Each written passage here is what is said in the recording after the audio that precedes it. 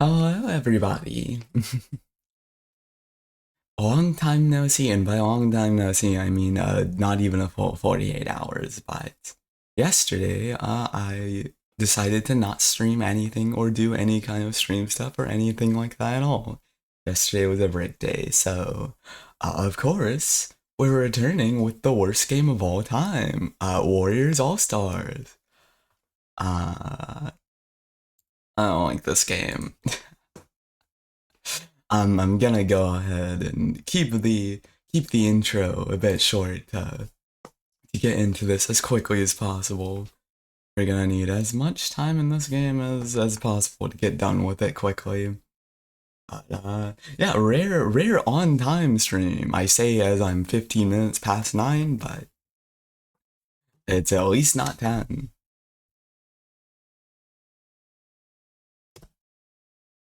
Okay. Just realized that for last stream, because I streamed non-Warriors All-Stars, I did not switch it back. So gotta do that really quickly. Okay, and... Okay, there it is. There's our game. There's our amazing, fantastic video game that we all love. But yeah.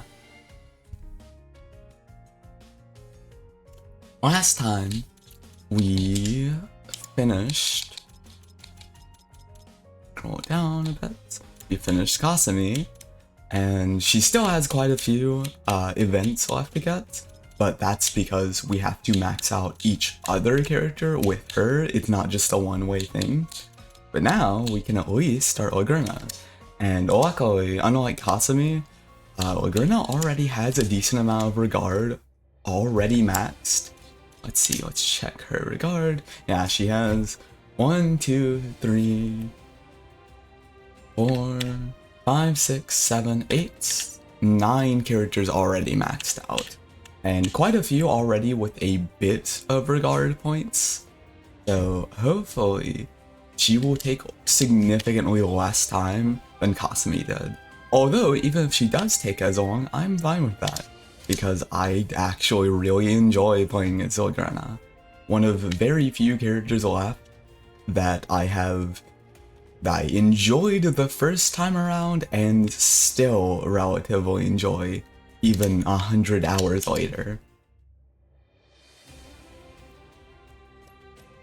Because a lot of characters I either didn't enjoy to begin with, or if I did, I kind of got a bit exhausted on them after playing for way too long, but not Ughhh. She actually has a very interesting, unique playstyle. She's a trap setting character, and one who is unlike most of the archetype in musous. She's actually very fast and also quite high damaging. The way she works is each of her strong attacks will set up these numbers, and you can have multiple at each time, and depending on the strong attack you do, it will summon a different trap, and then once you press just strong attack by itself, it activates the traps one by one, and these do huge damage and have extra effects depending on which one. It is a very fun actual strategy required playstyle, which I enjoy quite a bit. It's something that, as much as I like this game's character styles in general, she's one of the few characters who actually requires a significant amount of extra thought be put in to playing her most effectively, because a part of it as well is that if you want to get her trap setting off, you cannot dash cancel out of your attacks, which is a very rare incentive in this game to actually finish attack animations and not just cancel out of them constantly. Almost every other character, their most efficient playstyle is dash cancel after every single attack, frame 1. Not Ughhh though. If you do that, she will not be able to get off any of her traps. You can still do a decent amount of damage even if you do dash cancel out. There will be significantly less overall than if you just waited.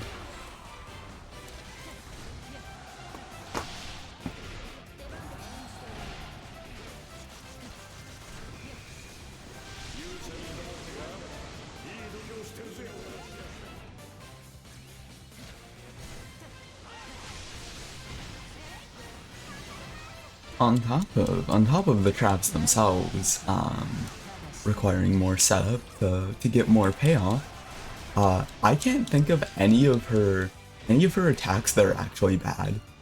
In this game, most characters will have one or two attacks that are just fantastic, but almost all of Lagrena's traps are genuinely fantastic.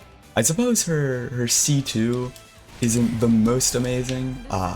This one, not fantastic, but even that, it's not terrible. Just not quite my preferred option. However, every other one of her attacks have at least one significant use case. Or IOR'd. Yeah, we're back to this game. Still chipping away at it very, very slowly. But hello, Mags. How are you? How is your morning slash time for you doing?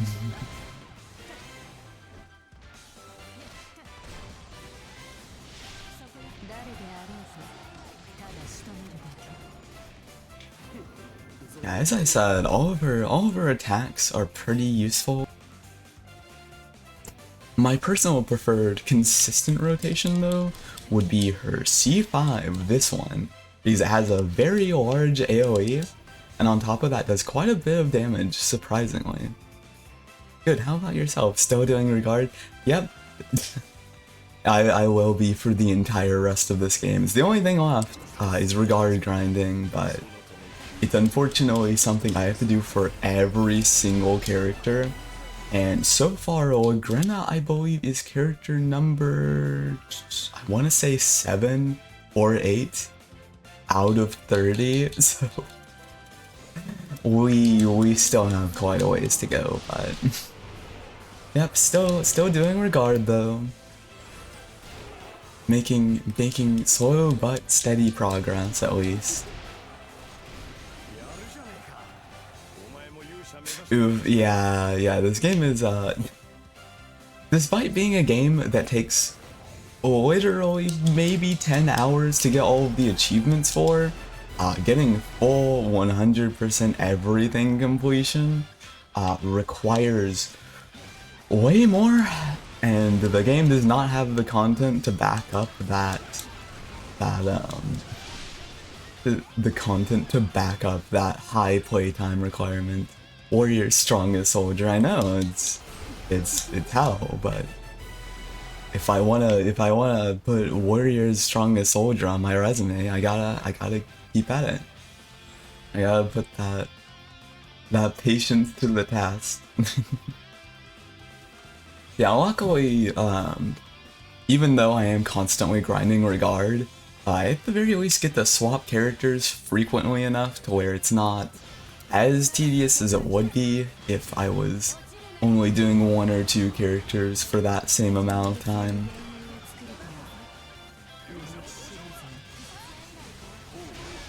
That said, it is still a very, very long, boring grind. And I honestly cannot say it's even worth it, but you know, just to say that I finished the in-game checklist, I gotta do it. And I wish it were not a thing, but it is. But luckily, Utawara Ramono Zan was delayed until December, and on one hand, that makes me sad. On the other hand, that gives me 2 more months, nearly 2 full months, to finish this game and be ready for that one. I do not have to rush it quite as much as I did before. I can at least take much more time.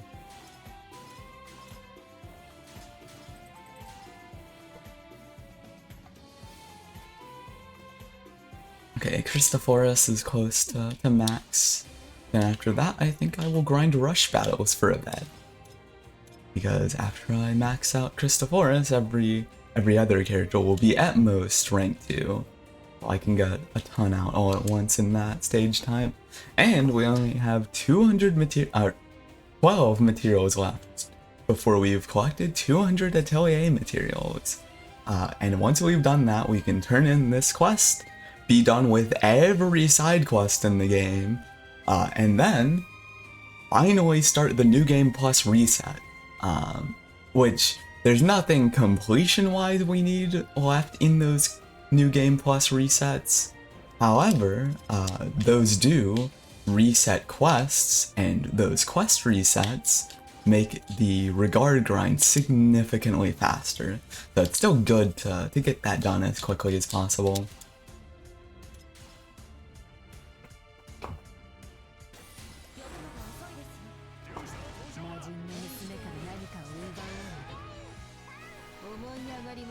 So far, only about like 10 minutes in, but so far, not getting amazing luck with the Honoka resets. She has her special attack. It resets hero skill cooldowns, all of them including her own. So you can potentially just spam it over and over if you get lucky. But it's a 1 in 3 chance because she basically does rock, paper, scissors. If she does rock or paper, you don't get the reset. It's a different attack. But if you get scissors, then that's how you get the reset. And that's the one I generally want. And I have so far not been getting it in the last few minutes, but hopefully my luck will improve as the stream goes on.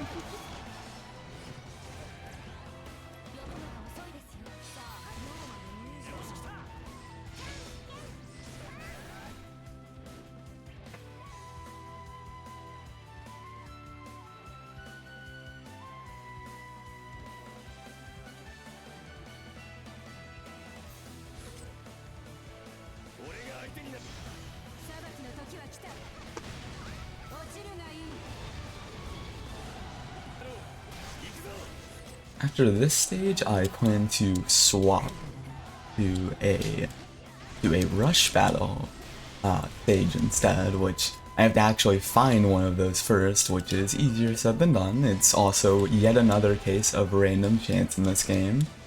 But if I can find one, those are about a single rush battle, if done effectively, can give nearly as much regard as 3 other stages. So it's by far the fastest route to maxing out regard. The only problem is that there's usually not very many set on the map, so you have to find them by just randomly walking around the map. And depending on your luck, that can take longer to get one of those to spawn than it would be to just finish another type of stage.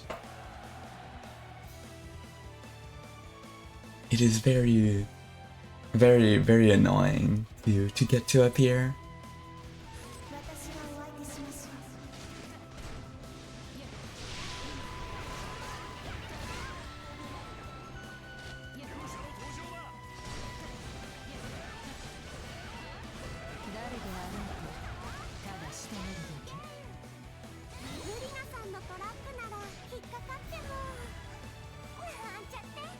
What does Hanukkah mean by that? I swear every voice line, I know nothing about Dead or Alive, but, well, beyond the first few games, which Hanukkah is not in. She's only in, I think she's introduced in DOA 5, but I swear every single voice line that the Hanukkah has in this game is the gayest thing possible. Peak lesbian. Which is awesome, but I have no clue if she actually is in DOA, and I honestly doubt it, knowing that game series. But it is very funny in the context of this game. Especially considering that half of the characters that she says that stuff with are like, oh, literally Satan's daughter. Oh, another person who is not Satan's daughter, but he's a demon.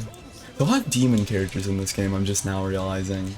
Ilaiya, Arnis, Christophoros, I think Millennia is as well. I know she's from the same series as Ilaiya, but I don't know if she's quite a demon exactly. Lubu is arguably a demon in, like, nickname.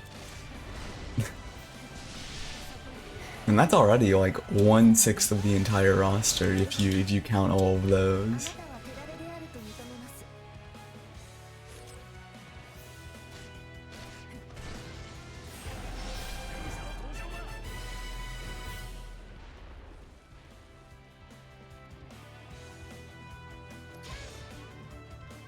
Oh, finally, a rock, paper, scissors, a scissors reset. Taken forever, but finally one scissors reset. Unless I got one earlier, it is possible that I got one within the first couple minutes of the stream, and I just didn't notice. I kind of turned my brain off when doing those resets, but not that I noticed. I did not see any scissor resets earlier. I believe that may have been the first one, which is very, very poor luck. Nearly 15 minutes of gameplay, like 10 resets, and only one, 15, nearly 15 Honoka uses, I mean, and only one scissor reset. Not the greatest luck in the world.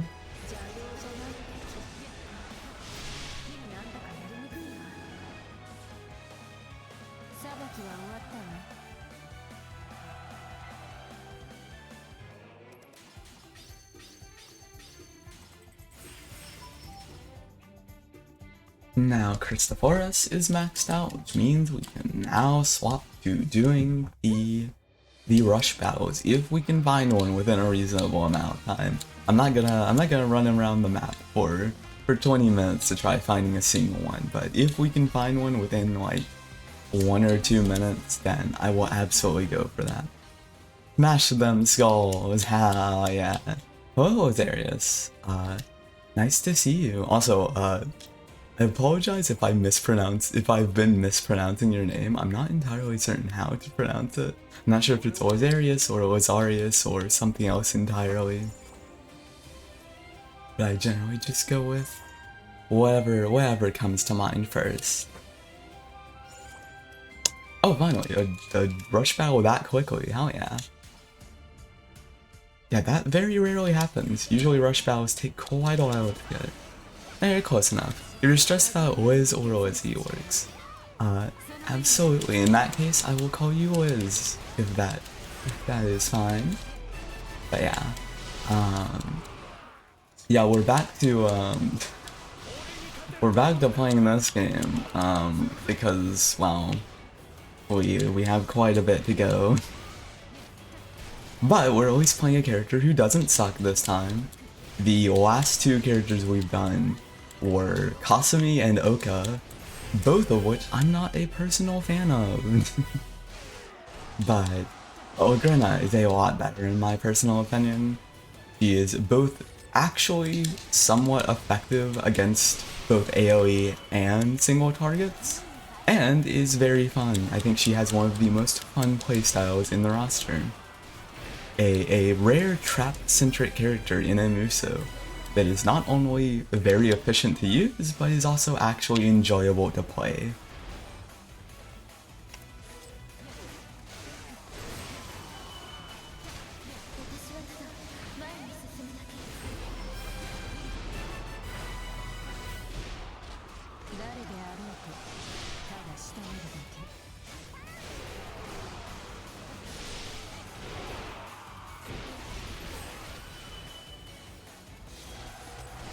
A really good metric of how effective a character actually is by generally seeing how quickly they rack up KOs. And as you can see, we've been in this stage for about 30 seconds, and she is already at 950 KOs. Which isn't the most uncommon for this stage type. It is just filled with constant enemies. But it is very funny considering that I believe with Kasumi, the last character we were playing, in the same stage type, in this amount of time she had like 250 KOs, so a much bigger number than that.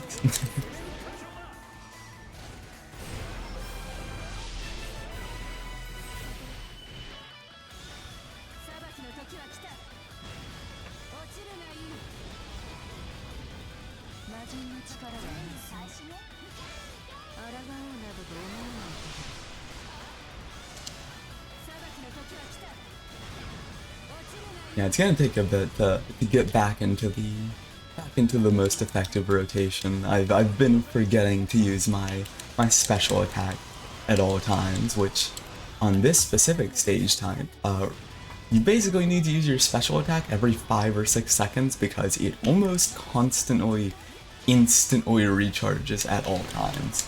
The very fast recharge.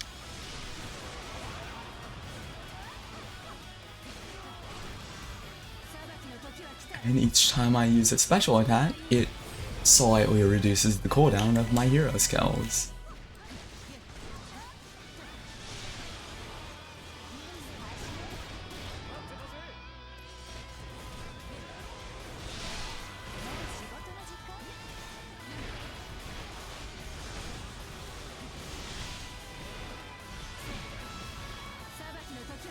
And for said special attack, it doesn't even need to hit any enemies. Merely activating it resets the counter. So, resets the cooldown, I mean, so it is a very useful, just instant use and forget about type of ability to reset cooldowns.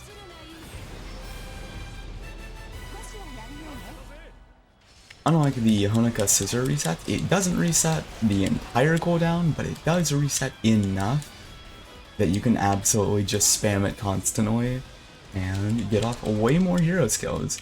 Because whereas Honoka fully resets the hero skill, the special attack resets only cut the cooldowns by about half, but half is still pretty damn good. Definitely not a bad.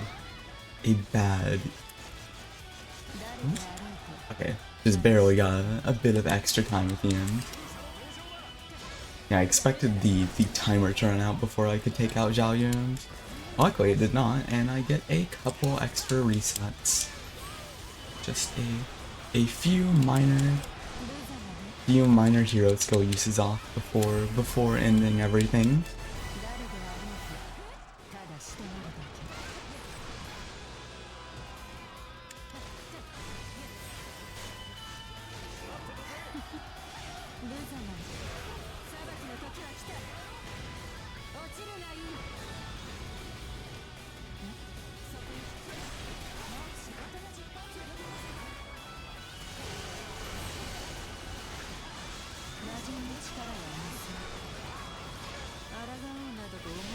Okay, nice, a scissor reset right before the end of the stage. Very good timing.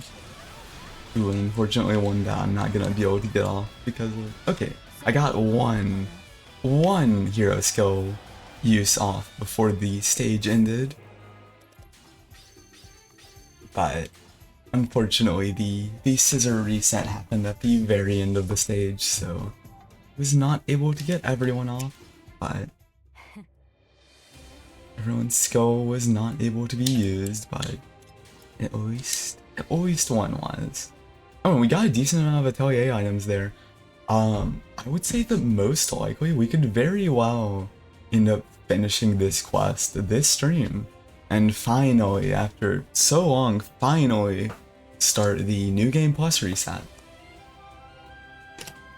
I said before that there wasn't anything I had left for completion in New Game Plus. It's not entirely accurate. So there's an achievement for doing all dramatic battles, all hero battles, and all story battles, which are basically just major battle types, not these random battles or any of these, but like for example, where is it? Okay, it's just down there. Like these. This, if it's red, it indicates an ending.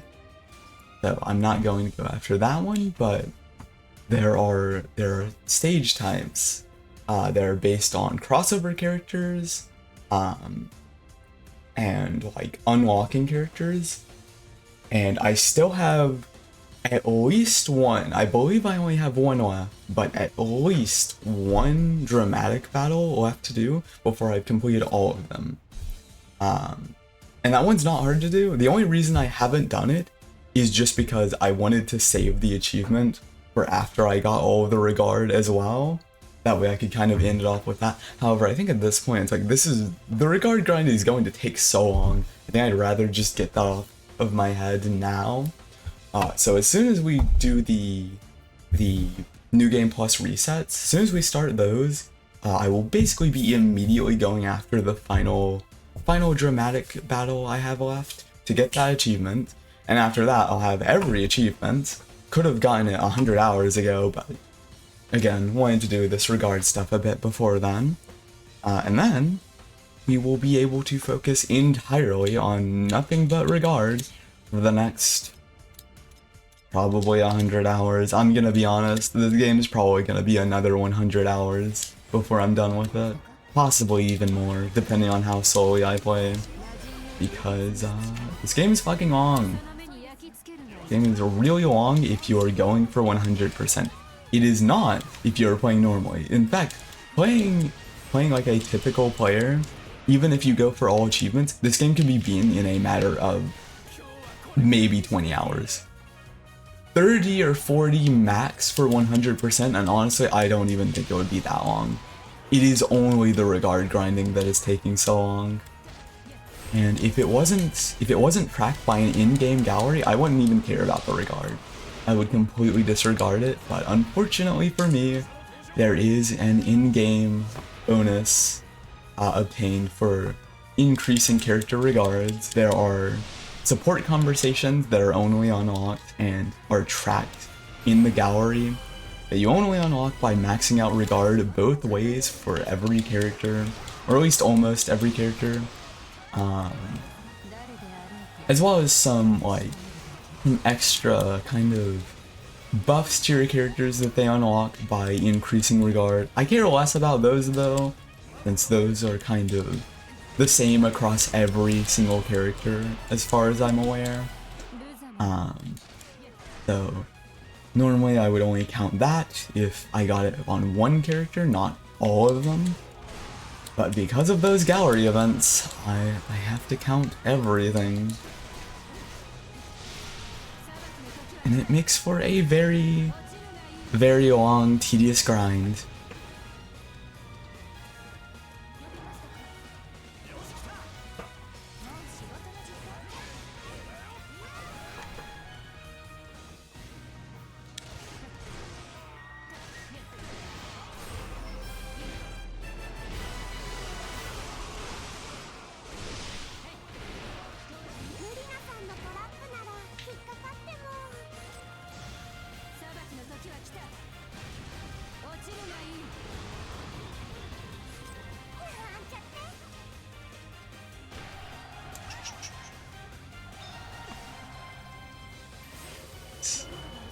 I have to check something really quickly.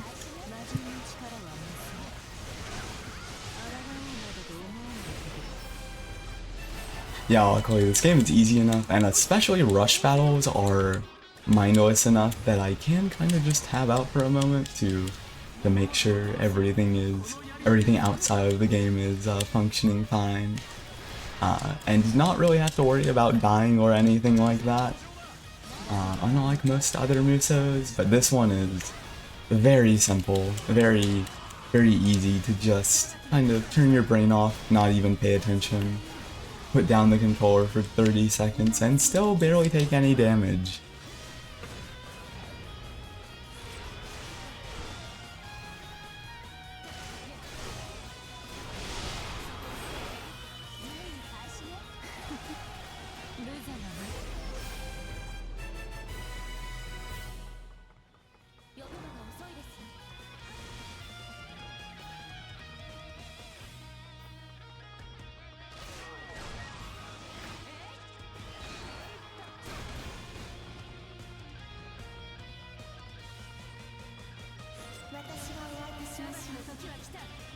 Yeah, the reason why I'm running around and not just fighting every tiny enemy is because even though the objective of this stage is just KO as many enemies as possible, you are timed, and the only way to increase that timer is by taking out bandit lieutenants, enemy generals that spawn, and they will increase the timer by 15 seconds every one you kill. At a certain point, the lieutenant will stop giving you time, but the major general, the character, the actual character, like Ryu here, actually defeating these will always give you time, even if you're like 6 minutes into the stage. And 15 seconds isn't a ton, but it is absolutely enough to make worth going going after them, since those 15 seconds do add up when you're fighting a ton.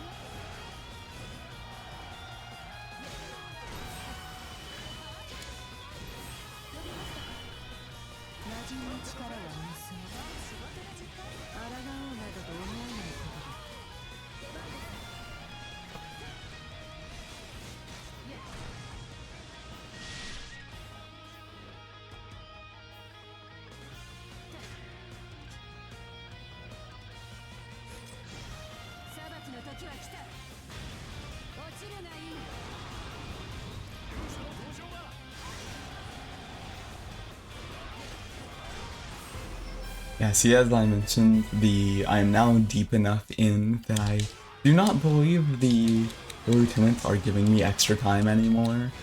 And usually by this point, if I've spent this much time in the stage that they're not giving me any extra time, I usually just don't bother with the major generals unless they are just already in my path, and instead I focus entirely on getting as many kills as possible.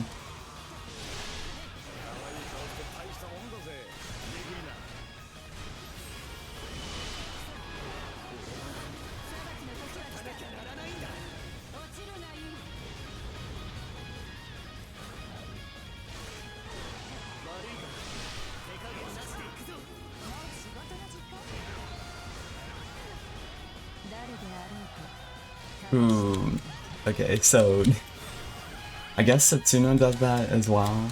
Setsuna appears so rarely in stages that I did not know that, but I guess he can also disable your hero skills and special attacks, which is really bad in my specific case. It is about the worst thing that a special attack can do. It's very obnoxious, but I suppose Setsuna can also do that. But the thing is though, outside of rush battles, Setsuna, Tamaki, and Shiki, the 3 original characters for this game, almost never appear in random stages. It is incredibly rare outside of these rush battles, and even within rush battles, they don't always appear. But I suppose Setsuna has the ability to disable your hero skills, just like Ayane, which is not the most fun. It is the worst thing to get hit by in my very, very specific case.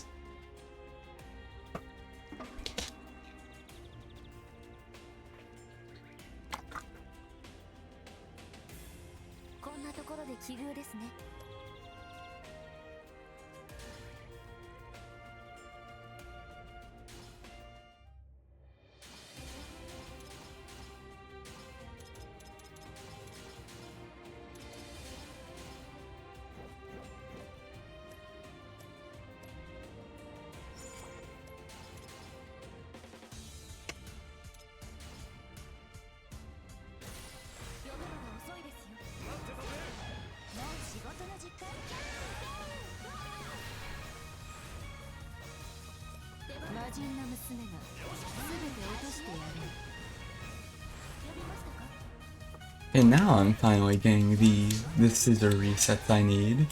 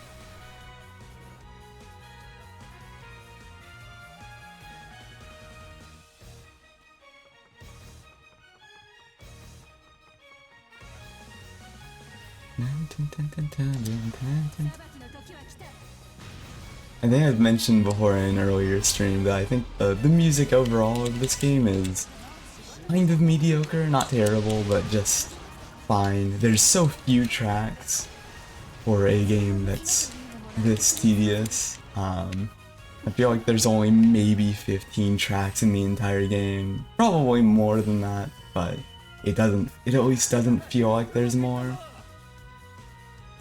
But this is probably one of the most common tracks that play, and I don't hate it. It's kind of, in a weird way, it's kind of, in a strange Stockholm Syndrome type of way, it has kind of grown on me. After hearing it 1,000 times, my mind should be going completely insane, but instead, I actually have started to enjoy this song. And maybe that is a form of voicing my mind, but...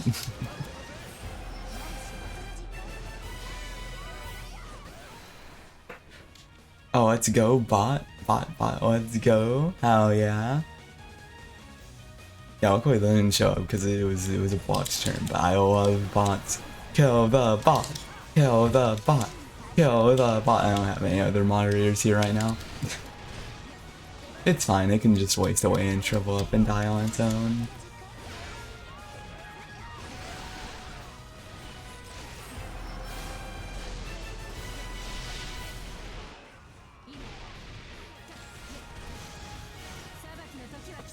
I would absolutely lose my mind. I have to have a video or something playing in the background instead while grinding. I usually do as well, but you know, when I'm streaming, not as much of an option unless I like put a tiny window in the corner of other videos playing, which I mean, I guess I could do, but I would have to curate a bunch of videos that I would actually want to play, because I wouldn't want to just like put other people's actual high effort videos in the corner.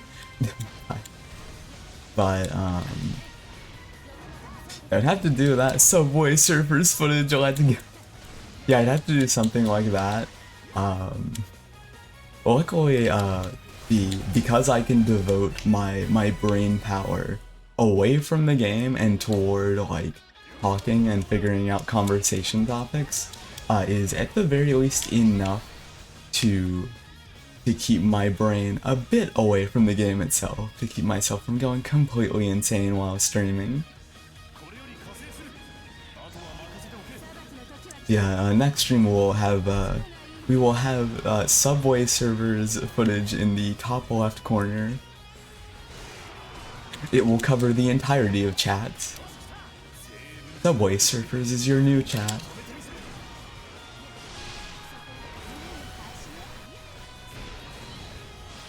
By the way, I don't think I've ever actually played Subway Surfers. And I know it's like the funny baby sensory game, but I don't think I've ever played it, and like I've seen bits and pieces of gameplay. Like I know what it is, it's just Temple Run, but like new-ish, I guess. I guess it's not that new anymore, but just Temple Run, but newish. But I've barely even actually seen gameplay of it. Like, I know the bit of it being like the baby sensory game that all of the YouTubers put in the top right corner, but I myself have seen very little of it.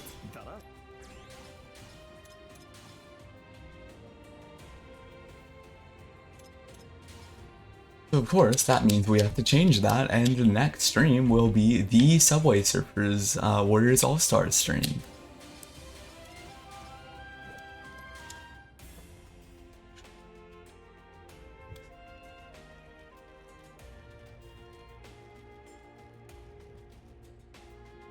Let's see, what's the regard for everyone at? Okay. The 3 I have currently, 2 rank 4s, 1 rank 3, and aside from that we have 1, 2, 3, 4, 5, 6, 7, 8, 9, 10, 11, and 11 more characters to get. 11 more characters, not counting the 4 that don't exist. After these 3.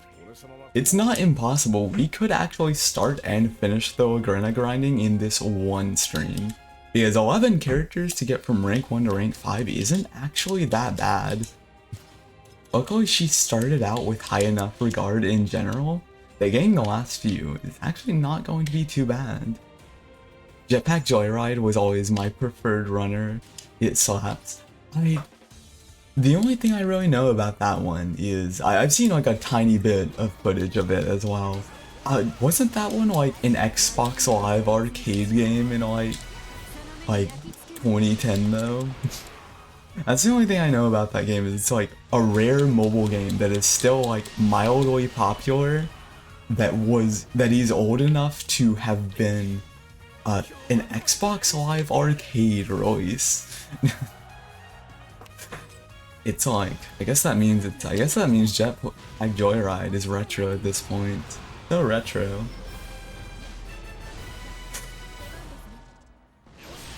Truly the oldest of all mobile phone games. I wouldn't be surprised if it was on there now. I just played it on iOS. Yeah, I feel like most people probably played it on iOS, but I do believe it did release on that. Which is crazy because that means it's like fucking at this point that would mean it's like 15 years old. Which for that game to still be at least mildly popular for that long is kind of crazy. Very impressive for such a simple game. The Snake of the modern era. So you notice how I said Snake instead of something like Tetris, a much more popular game that is also old. But see, Tetris is actually fun, unlike Snake. And I would never compare my baby Tetris to something as crass and uncouth as the Subway servers. I find the idea of calling the game Subway Surfers uncouth the funniest thing I've said in stream.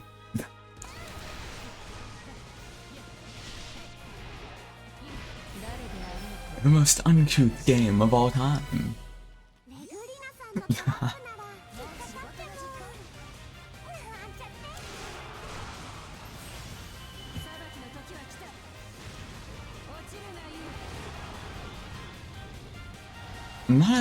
I don't actually remember who the next character is in the list.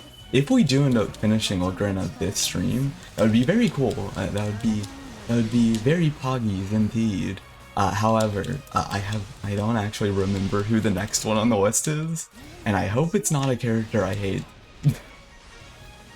It would be so sad, but also honestly knowing my luck kind of fitting to have a single stream with a character I actually like, followed by like 5 streams of a character I hate. But knowing my luck, that could very well end up happening.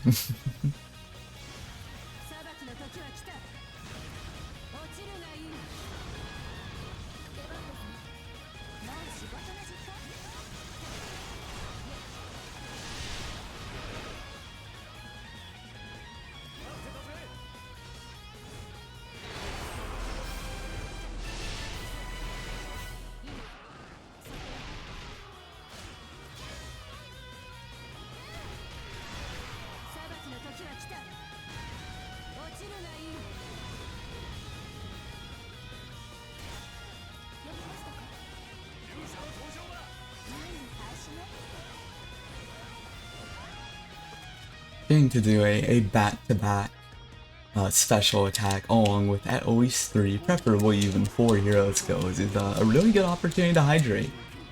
Make sure everyone watching, make sure to hydrate. If you don't hydrate, you're dead. To me, and in general.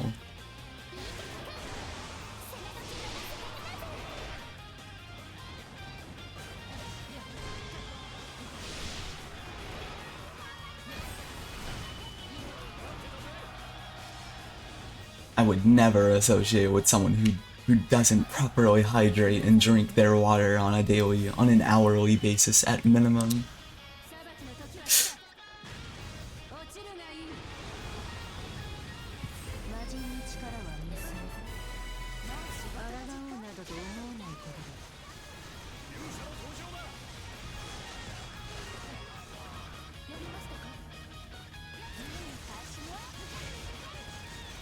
Getting off very good scissor resets this time. Very nice. Damn, I really am getting a ton. I mean, the timer is probably gonna run out before it really matters. Wait, no, never mind. I got Ione off right before the end. Ione's hero skill did get used before the time ran out, luckily. And of course, Tokatsugu doesn't get brought up to max. Instead, he is fucking 1 pixel away from max regard. So time to not do a regard, a rush battle this time, and instead do a probably a material based battle. That way I can also have the chance of getting the atelier items.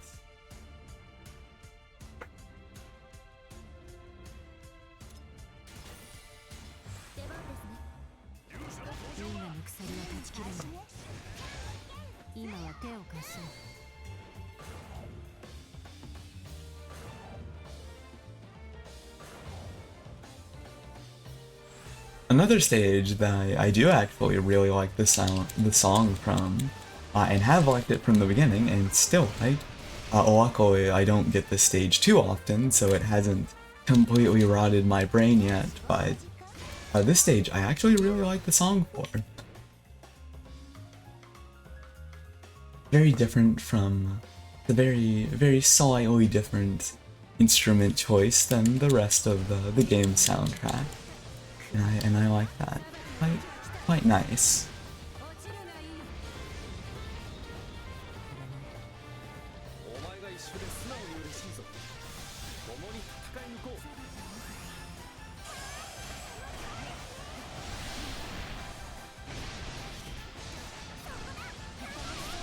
Wasting a bit of time by going into Musou Rush when I could instead be using hero skills, since I am locked out of those in this mode, but I just want to take out Arnis as quickly as possible, that way I can move on to the other allies to rescue.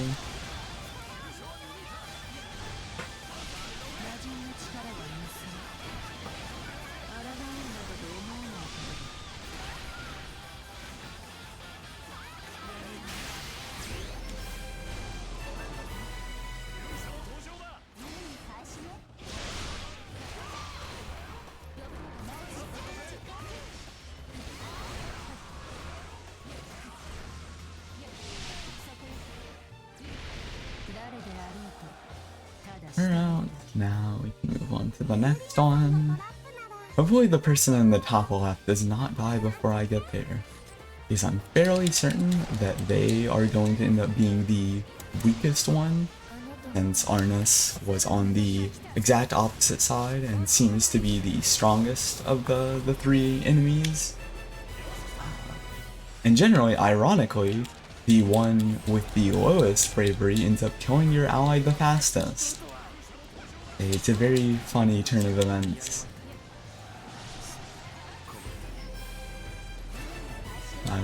Okay, Darius is in trouble. Hopefully I can get there in time. If not, that wouldn't be the most fun, because unfortunately this is a really big map. This is a very large map and not the most fun map to traverse. And so if you do end up going to the wrong one first, it is very easy for your ally to die before you can even reach them, because this map is way too big. Okay, luckily did get a movement speed increase, so that will help a bit, but still very likely that he will die before I get there. Very unfortunate if it does happen, but hopefully not. I am almost there. And oh, he's fucking incredibly close to dying. Luckily, he didn't, but he is so close that had I been maybe 2 or 3 seconds later, he probably would have been dead, so. It's very good that I just barely got to him on time. That movement speed increase really did help quite a bit.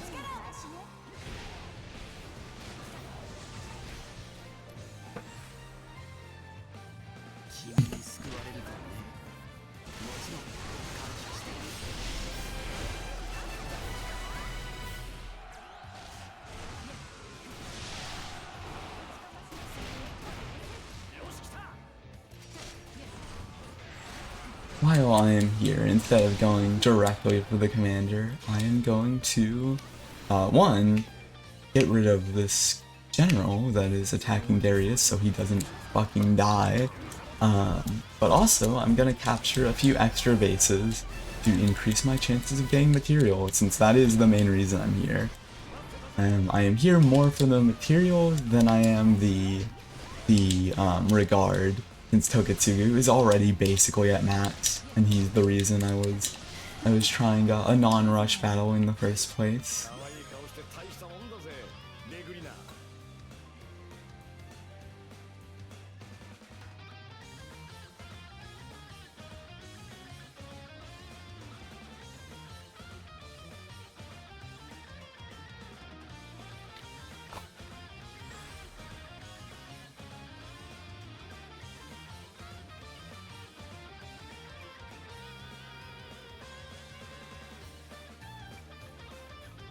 I'm going to see if I can capture a couple bases to get some extra materials. Hopefully, this stage doesn't normally drop a ton of atelier items, not as far as I'm aware, but hopefully it drops at least a few. At this point, we're so close to the quest completion that even just getting 1 or 2 atelier items per stage would be more than enough for me to consider it decent progress being made.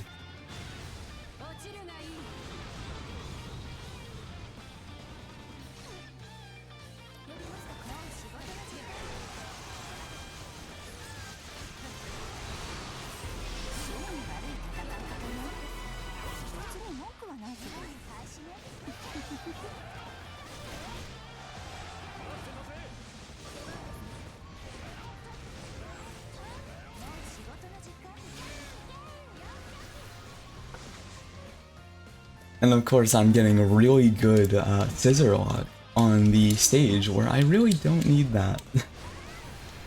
all of these hero skill resets are not entirely going to waste, since Horo and Irene don't need to be maxed out, but Toketsugu is already at 4 out of 5, so any regard that he gets is kind of slightly wasted, unfortunately.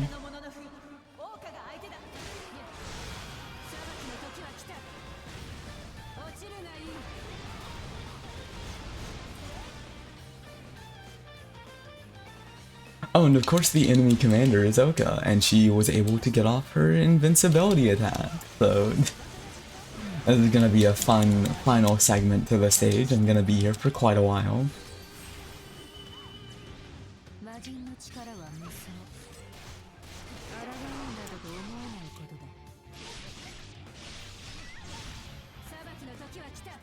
Might as well at least get off a few special attacks to reset the hero skills. Oh, never mind. I guess that took out Ughhh. Her invincibility timer was out.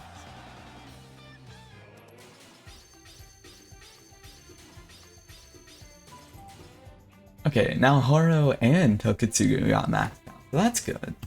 I expected Toketsugu to be maxed, but I did not expect Horo, so that's good. Now let's see if we got even a single atelier item. And I honestly doubt it, but... Oh wait, no. We not only did get the atelier items, we have now finished this quest in that one battle. After how many streams? I think this is like my 7th Warriors All-Stars stream, specifically live. We have finally, it only took a total of 25 hours. We have finally gotten the 200 materials from the Atelier series. We can now submit that and fully be done with every side quest in this game. Unfortunately, side quests aren't tracked in-game and they fully reset on New Game Plus resets, so I don't have any actual reason specifically in-game for completion purposes to finish all of these quests, but it is still cool to be done with it in general. And it now means that we can start resetting for New Game Plus and significantly increase our rate of maxing out regard. So that will be fun, finally. Been waiting quite a while to be done with that.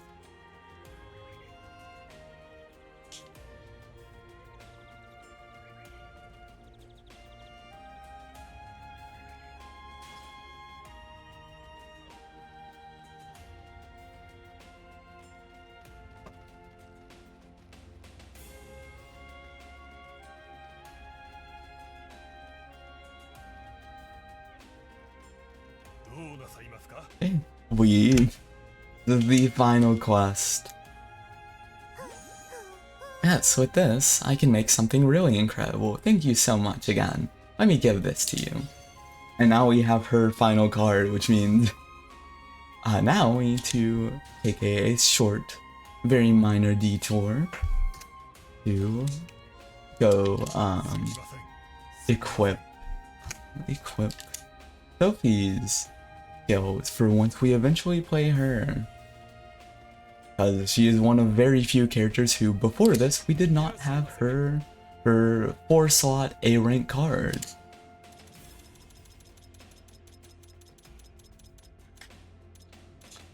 Here we go. Acrobat. Double edge. Where is it? I guess I don't need Materials Hunter anymore since I've finished that quest. Well, actually, I guess for the New Game Plus resets, because we will still have to redo a lot of quests for slightly increasing regard, and some of those will require materials. So I suppose I'll go with that, even though it's not really necessary at this point.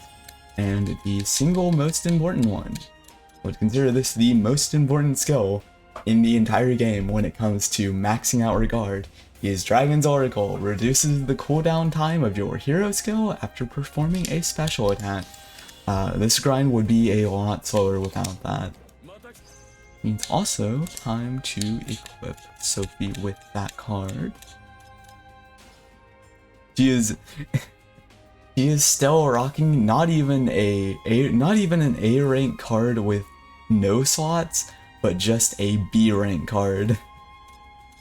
That is how little I've played her and how few decent cards we've gotten with her before this point.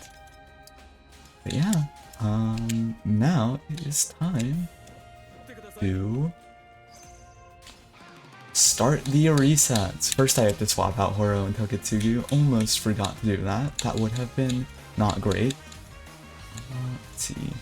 Got Yoon's back, you are 21T. Okay.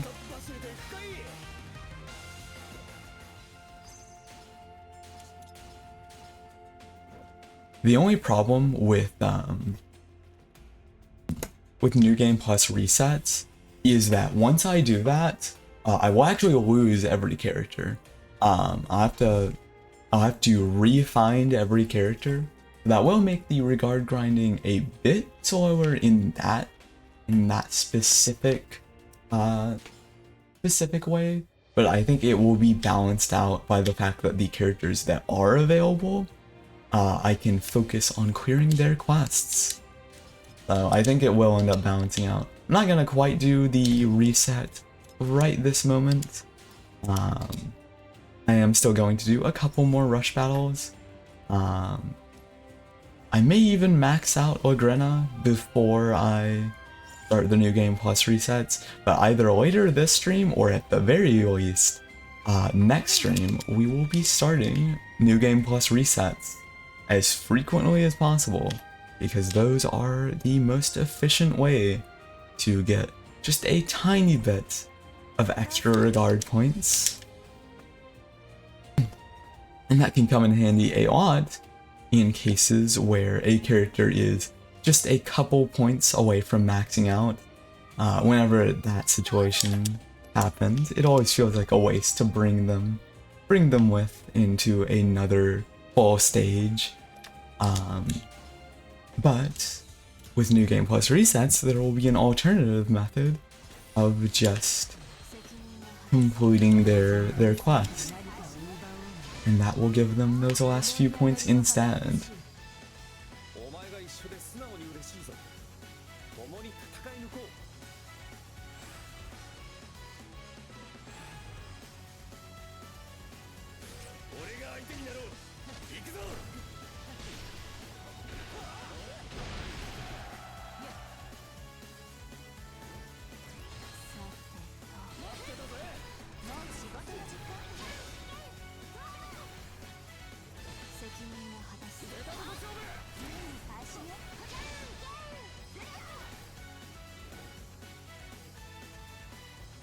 Getting very good scissor resets this time.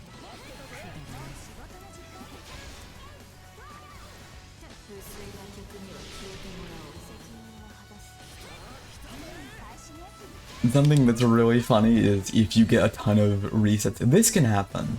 If you have Zhou on your team and you get a ton of scissor resets, his movements and attack speed increase stacks with itself.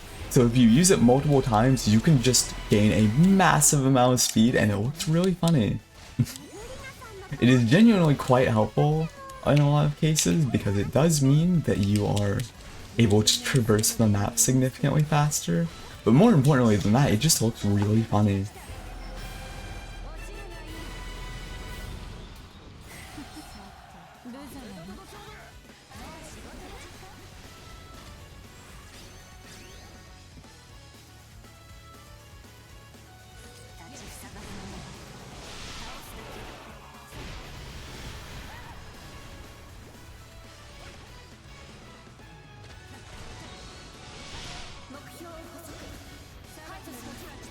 And of course, a level 10, a bravery 10 Admiral Funi appears right as I'm trying to fight off one of the actual objective enemies. Always, always very annoying.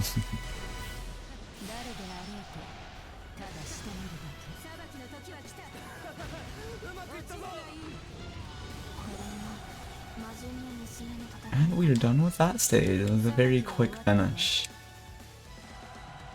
Also, I just realized, I think the reason I chose that stage was because it was a production base. Not even realizing, I don't need materials anymore. I have no need to go for those stages. I should pretty much be exclusively prioritizing rush battles. I should probably do that now.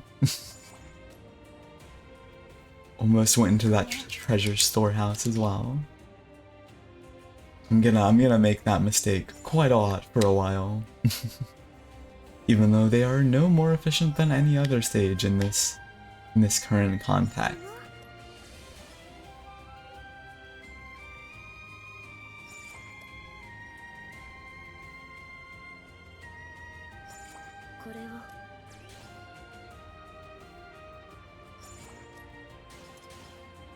Finally, a rush battle appears. And of course, it's on the Atelier stage. This would have been fantastic if we still needed that, but nope. We get it after we no longer need it.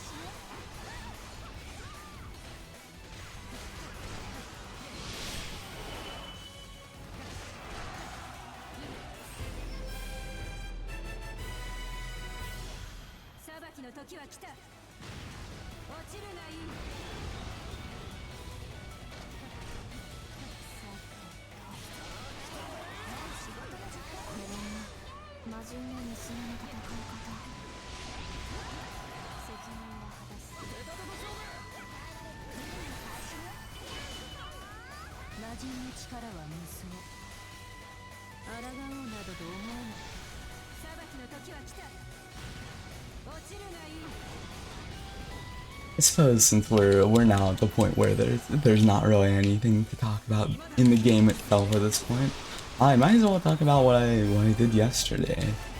Yesterday, of course, I did not stream, and it wasn't even because I wasn't able to. I was able to, but I did not, because instead of doing that yesterday, I decided to put that time towards a few other things. Worked on some scanning stuff, and more importantly, refreshed myself on coding, something I have not done in a little bit.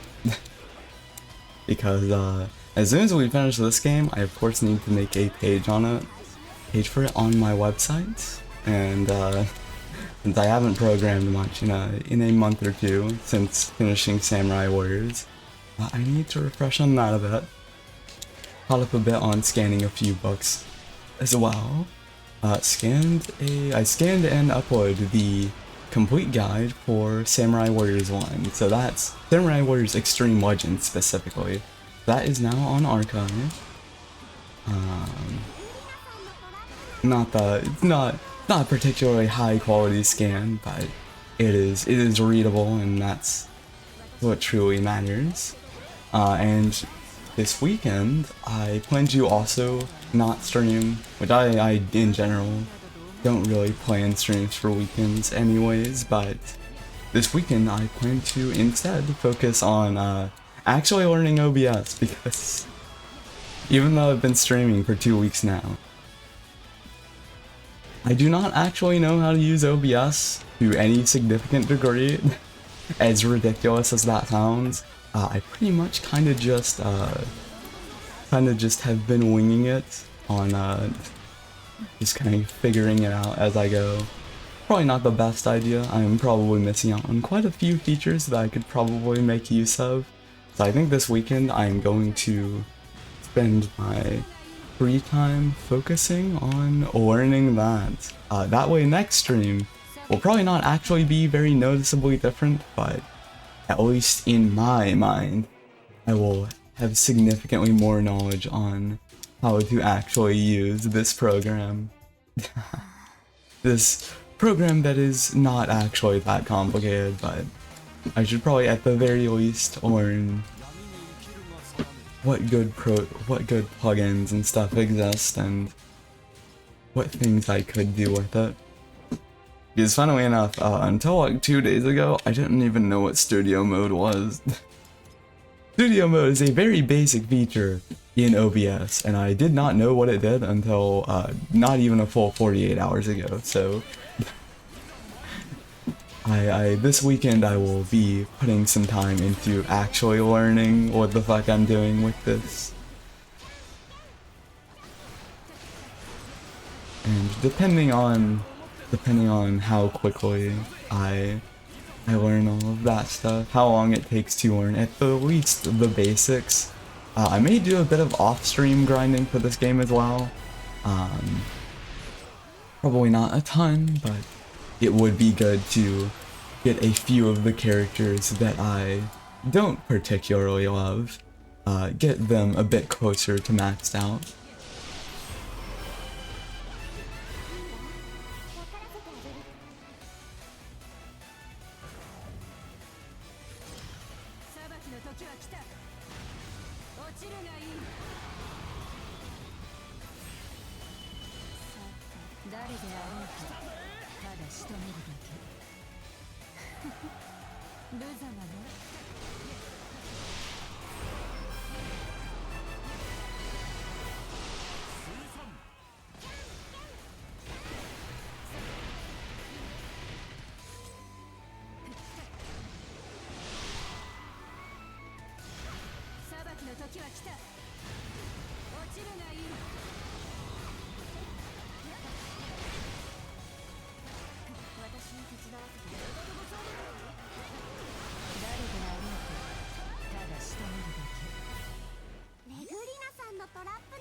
Oh boy, more of the game that you. Hello, Ollie. Yeah, yeah, no, we're gonna be doing more of this for like another month or more. I still have quite a ways to go. However, with Ughhh, it is very possible that we could finish her regard grind in a single session. Because, as of now, not counting these last four, these don't exist. There's 1, 2, 3, 4, 5, 6, 7, 8, 9, 10, 11 characters total, one of which is definitely going to be maxed out after this stage, so that will leave 10, and I think we can very easily do 10 by the end of the stream, and then we can move on to another character, likely a character that I don't like, which is going to be a bit unfortunate, because I do actually quite like Ughhh. Though it is a shame that we'll be spending so little time on her, but progress is progress, whether that progress ends up leading into characters I don't like.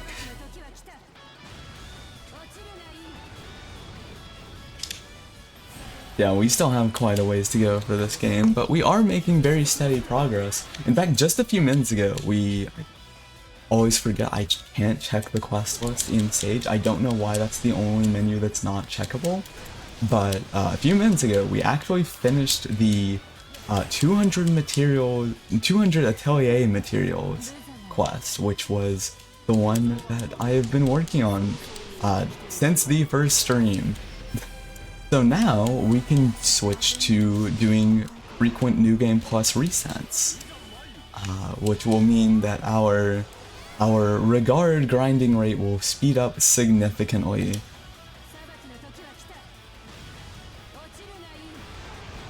That will be quite good. I have not started the resets quite yet though. I'll do a New Game Plus reset either after I've maxed out Ughhh or at the very least after I've gotten significantly closer to maxing her out, because for every New Game Plus reset there's a short period of time at the beginning where you do not have very many other characters other than your chosen starting character and like 2 or 3 other characters, so I won't actually be able to grind everyone at once for a short period of time once I do go into the New Game Plus. However, it will still be faster overall because quests also reset, and quests give quite a bit of regard experience. So despite that slight decrease in efficiency, it gets made up by far by the resetting of the quest list. So I can redo all of those, get the experience I need with each character.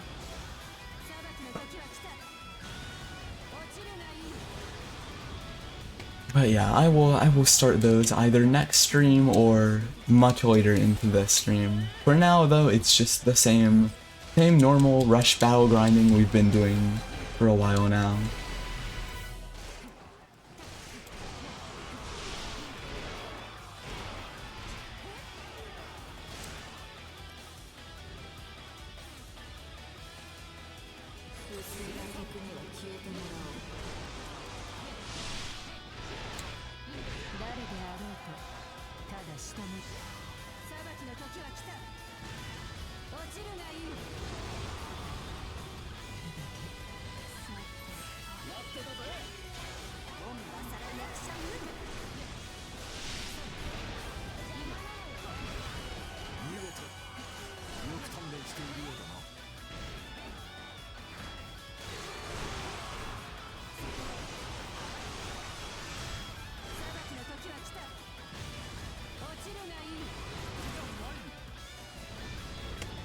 Actually, now that I think about it, I believe the next character, I think I just remembered, I believe the next character in the lineup would be Ryu Hayabusa.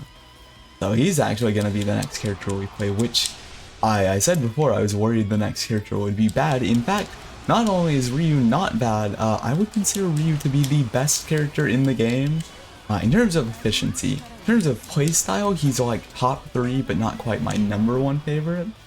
But he's actually the next character, so that will actually be quite fun.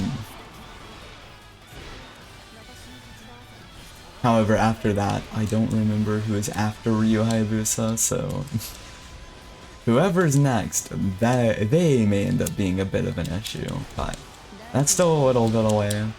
I do think that Ryu will be another character similarly to Lagrena that will be a 1, maybe 2 session grinding streams though, because I played him quite a bit already and maxed out a lot of his regard, so he should probably already have quite a bit of progress made towards maxing him out.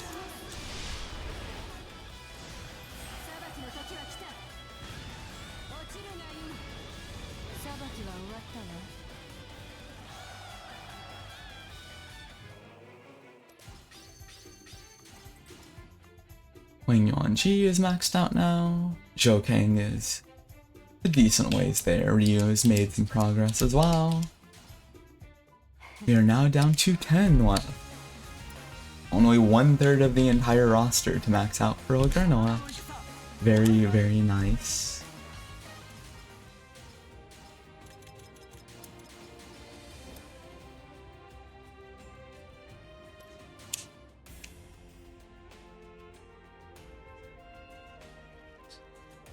Surprisingly, we have not gotten a single friendship event for Lagrena this entire stream. I suppose it's because we already got quite a few with her in previous streams, so there's not a ton left for her, but I would have expected to have at least gotten one. But nope, not even that. Gotta keep maxing out regard more and more until we eventually do get one though. Another rush battle appears, almost. Oh wait, no, never mind, I did already swap it out.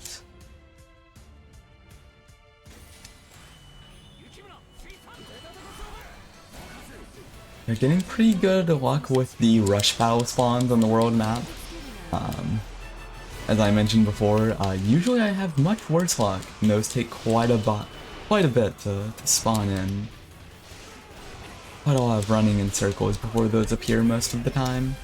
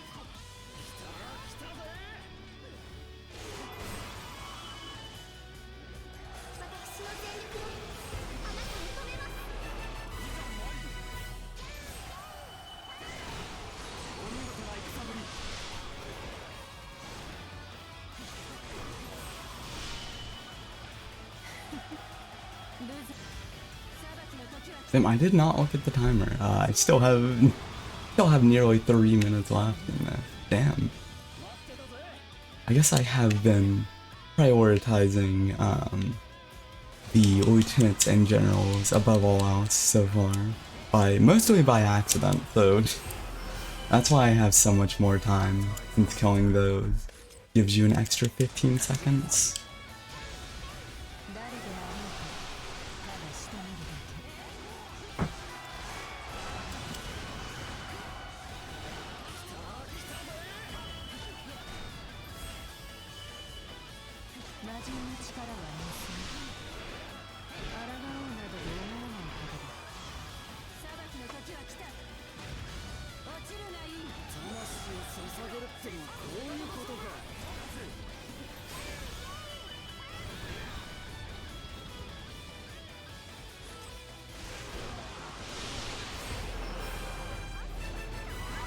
Yeah, 3 minutes, well, 2.5 minutes left on the timer with 2,500 kills is pretty crazy.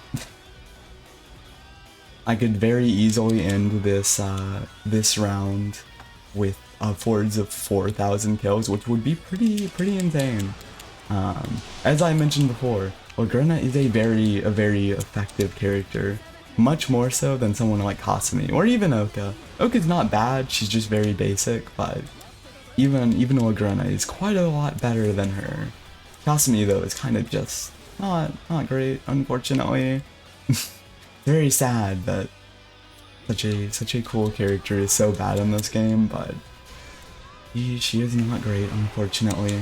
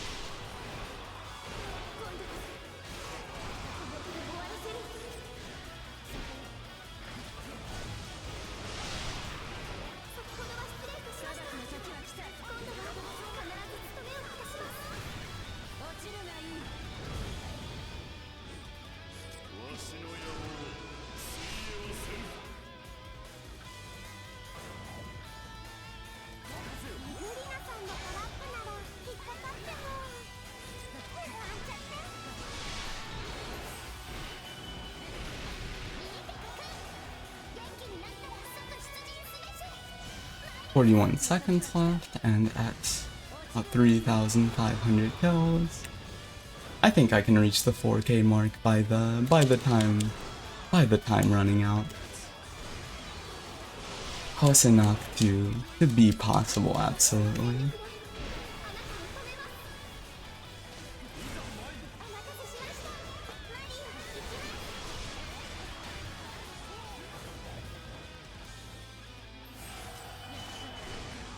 Oh yeah, I forgot, at this point in, they only increase by 5 instead of 15, so maybe it'll be closer than I thought. I still think that I can get the, well, maybe not. Oh, just barely hit the 4K mark. I don't get anything extra for doing that, of course, but it is very fun to reach such a high KO counter on this stage type. Had to stretch really quickly.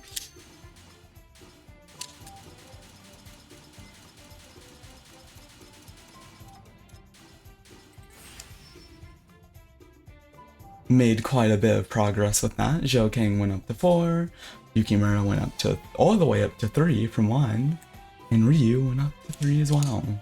So quite good progress within that stage.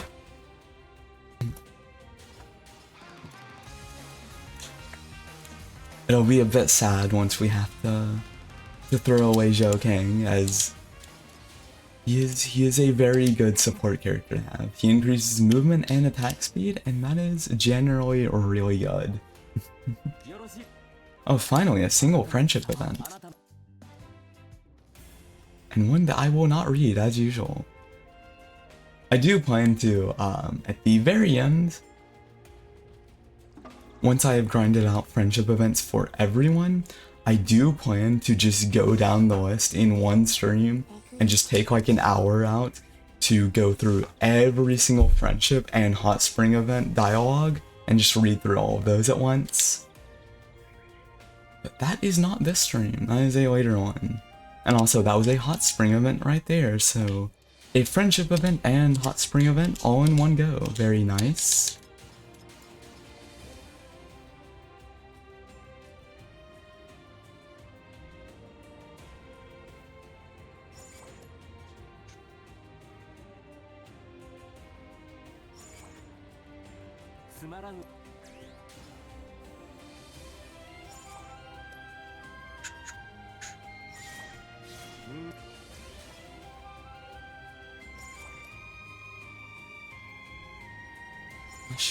Rush battle, please appear soon.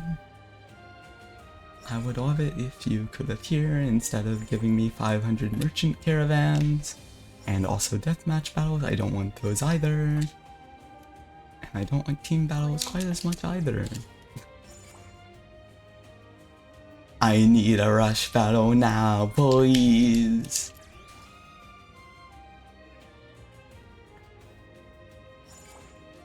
Somewhat tempted to go ahead and do the New Game Plus reset now, just to reset the map and give me a few more reset rush battles, but I feel like that would be a bit more annoying than it's worth at this specific moment.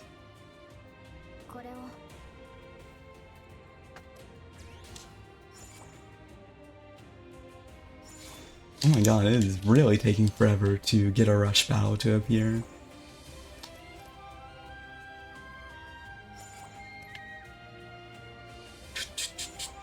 Oh, is this one? Nope. Guardian battle. I hate how rush battles have the exact same icon as like 4 other stage types. Because that means that it is really disheartening when I see one of these and it turns out to be a deathmatch battle instead of rush. The one I want the least. I'll give it 20 more seconds and then I'll just do a normal stage.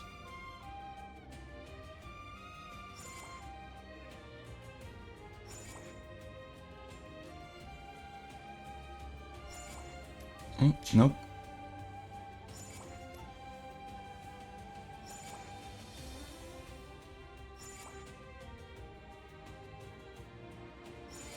Okay, no deathmatch appeared. No rush battle appeared. Several death matches, unfortunately, but no rushes. So time to just do a normal stage instead.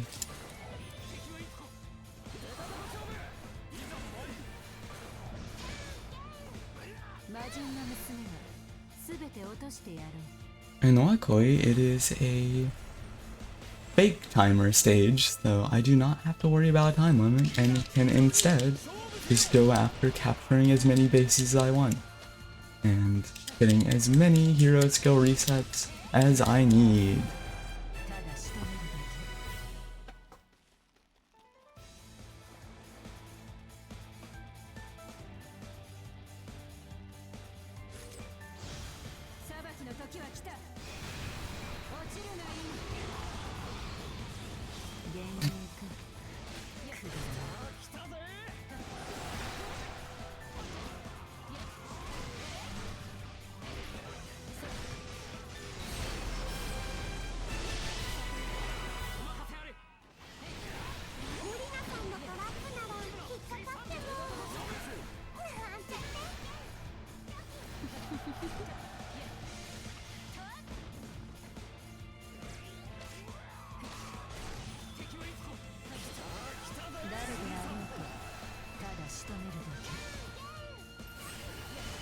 Getting good resets. Oh, yeah?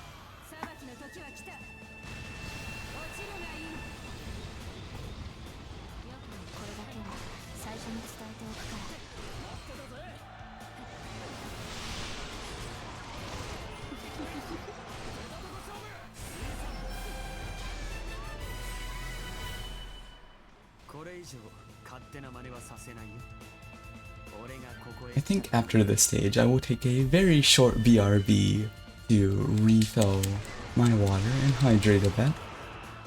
Not completely out, but I would rather do it now and get that out of the way than be in the midst of a battle and run out of water in like an hour or so. So after this stage I will take a very quick BRB just to get more water, but we still have a few minutes left until then. A bit more Lagrana grinding.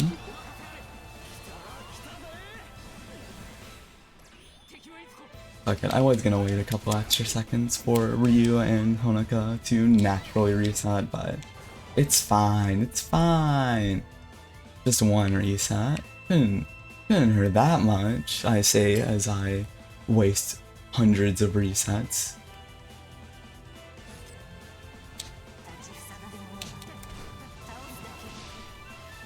Ah, goddammit. I was trying to stay out of range of that, but nope. End up just barely falling within range of it.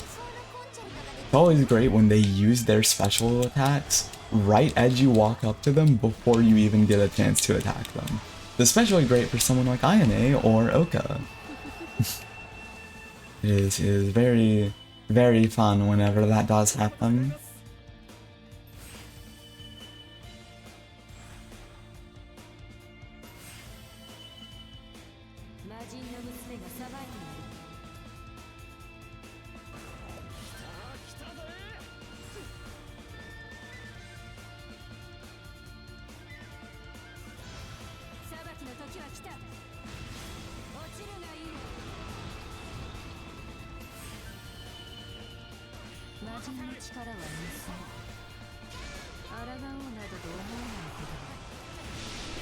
Scissors reset number 1. See if we got another one. Nope. Only one that time.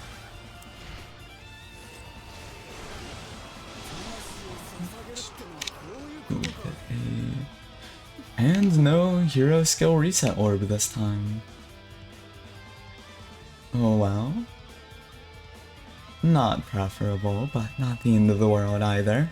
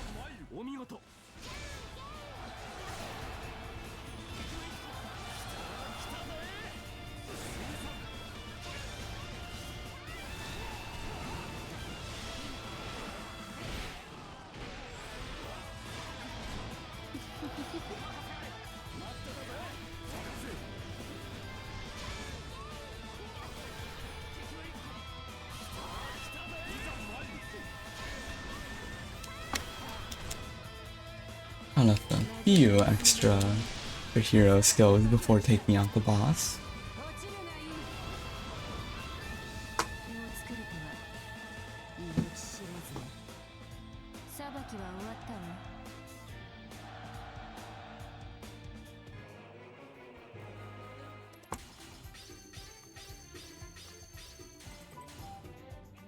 And now Joking is still at 4, but Yukimura is also at 4. Ryu is still at 3, but he's very close. Next couple of battles, we should be done with both of those two, and maybe even Ryu. Slowly but steadily getting through the last few characters' regards.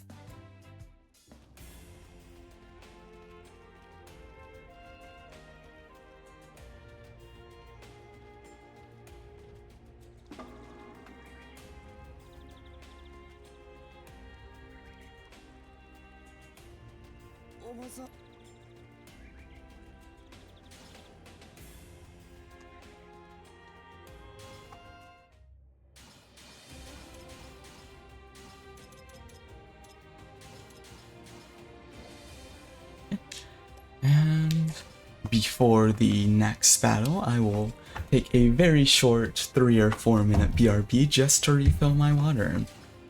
So, see you in just a few moments, everyone. Quick BRB.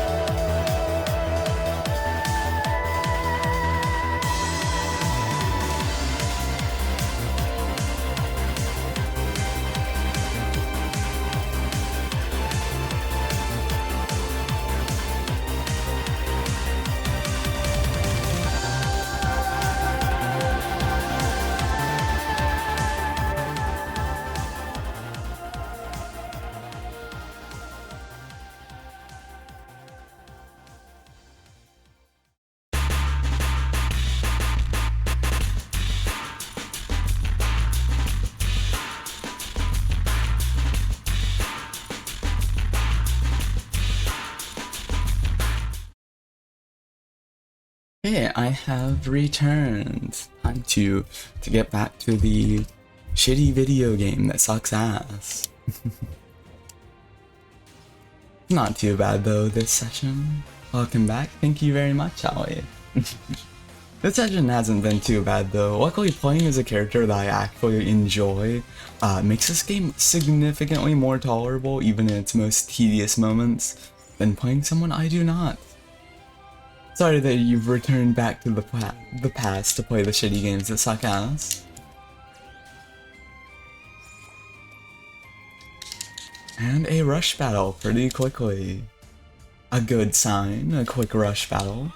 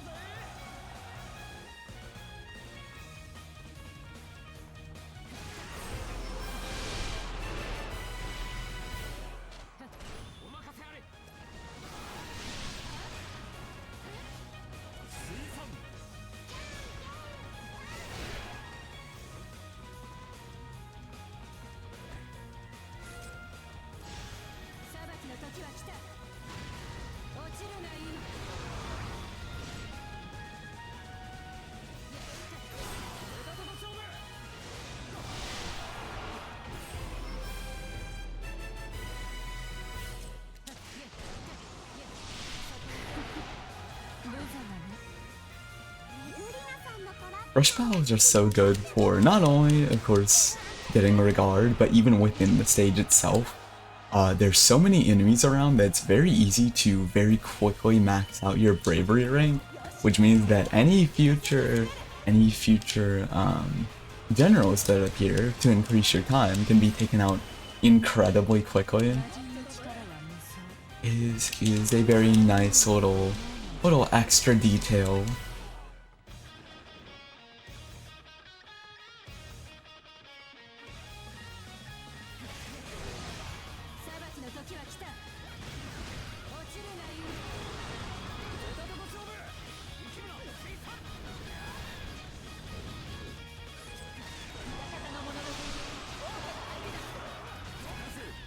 In fact, you can take them out so quickly that even characters like Ughhh usually don't really pose a problem in these stages.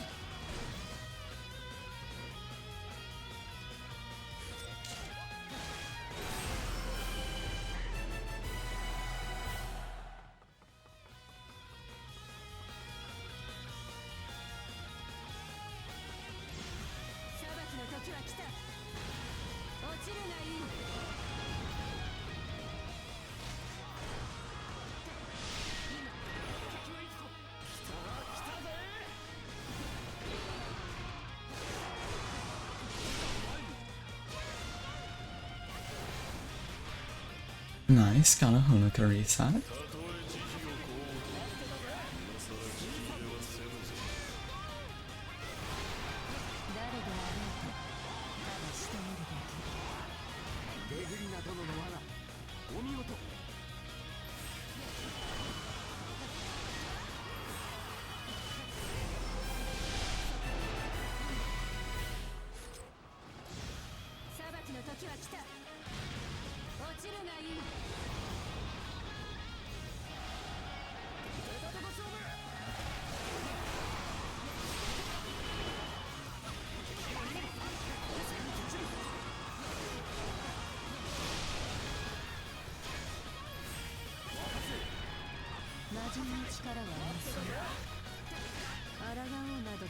Oh, what the fuck? I got tossed so high, I saw out of bounds for a moment. I've never had that happen so far in this game. That was a first.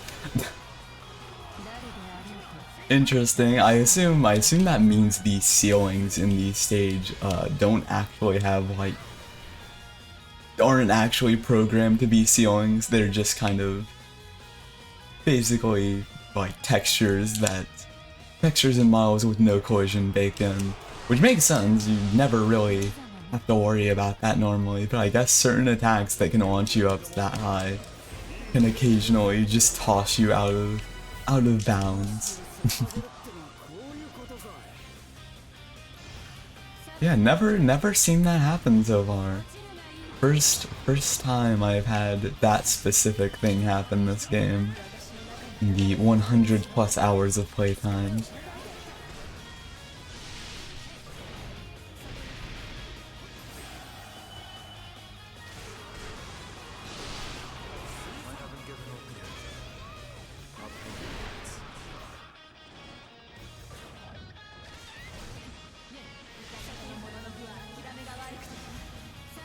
Oh, Oka's back, of course. And this time she's ranked 10. Oh, and she did get her skill off, damn, okay. Basically, I need to entirely ignore her for the next 1 year, 30 seconds. Streamer, I got food. Hell yeah. Hello, Kettle. I'm glad you got food. But nice to see you.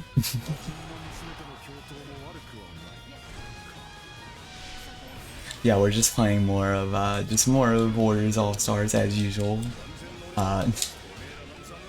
Making decent progress though, so that's good at least.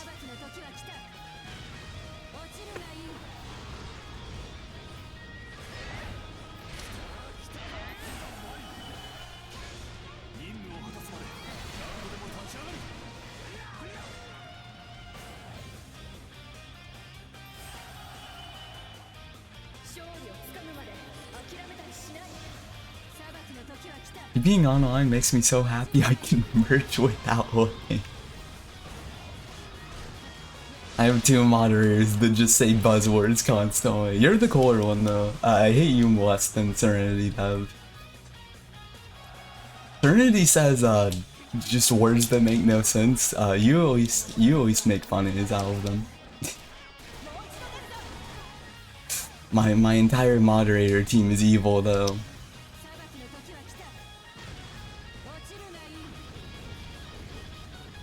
So funny, I can merge without looking. I make cool references. Exactly. See, you're the cool moderator. Serenity is the evil moderator, but like the bad evil moderator. You're the good evil moderator. Very big difference. Heijo King is maxed out now. Yukimura is very close, and Ryu is also pretty close. Free food. Okay, you're pushing it. You're pushing it, sweetie.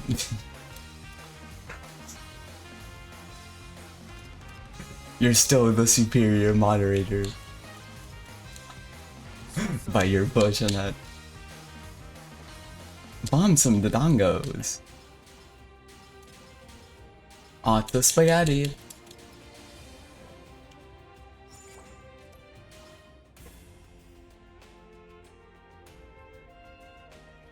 No friendship event, unfortunately. Maybe there will be a hot spring event. I push a lot. I don't know what that means. Yeah, I think you do. I think I can agree with that without knowing what it means. Ryu looks so weird without his mask. That's Ryu. That's Ryu Hayabusa. He kind of just looks like a nerd, to be honest. He looks like a muscly nerd. Like, it's mostly his hairstyle. It's it is not at all what I would expect seeing him underneath the mask, but the first time I saw it in the hot spring event, I was very surprised that he kind of just looks like a nerd. He has the Yakuza build. Yeah, he does have the Yakuza build, but I think it's mostly his hair. Like, it's the hair that makes him look like a fucking nerd. Shove him in a locker, and then he kill me because he's fucking Ryu Hayabusa, but I mean, for that 0.1 second, he would feel so intimidated by being pushed into a locker before killing me instantly.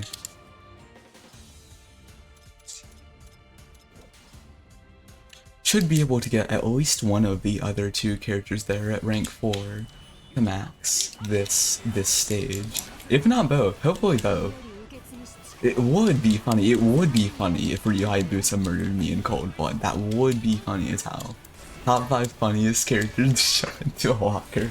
He would instantly kill me 10 seconds later, but for that, like, that first 10 seconds before he even understands what's going on, he looks like the fucking biggest nerd on the planet. What a loser.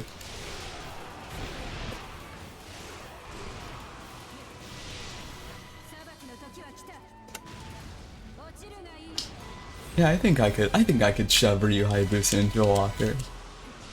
Doesn't mean I'd live, but you know, I could do it. All in the name of the bit. Exactly. I'd be willing to die for a bit, especially a bit as funny as humiliating Ryu Hayabusa for 10 seconds.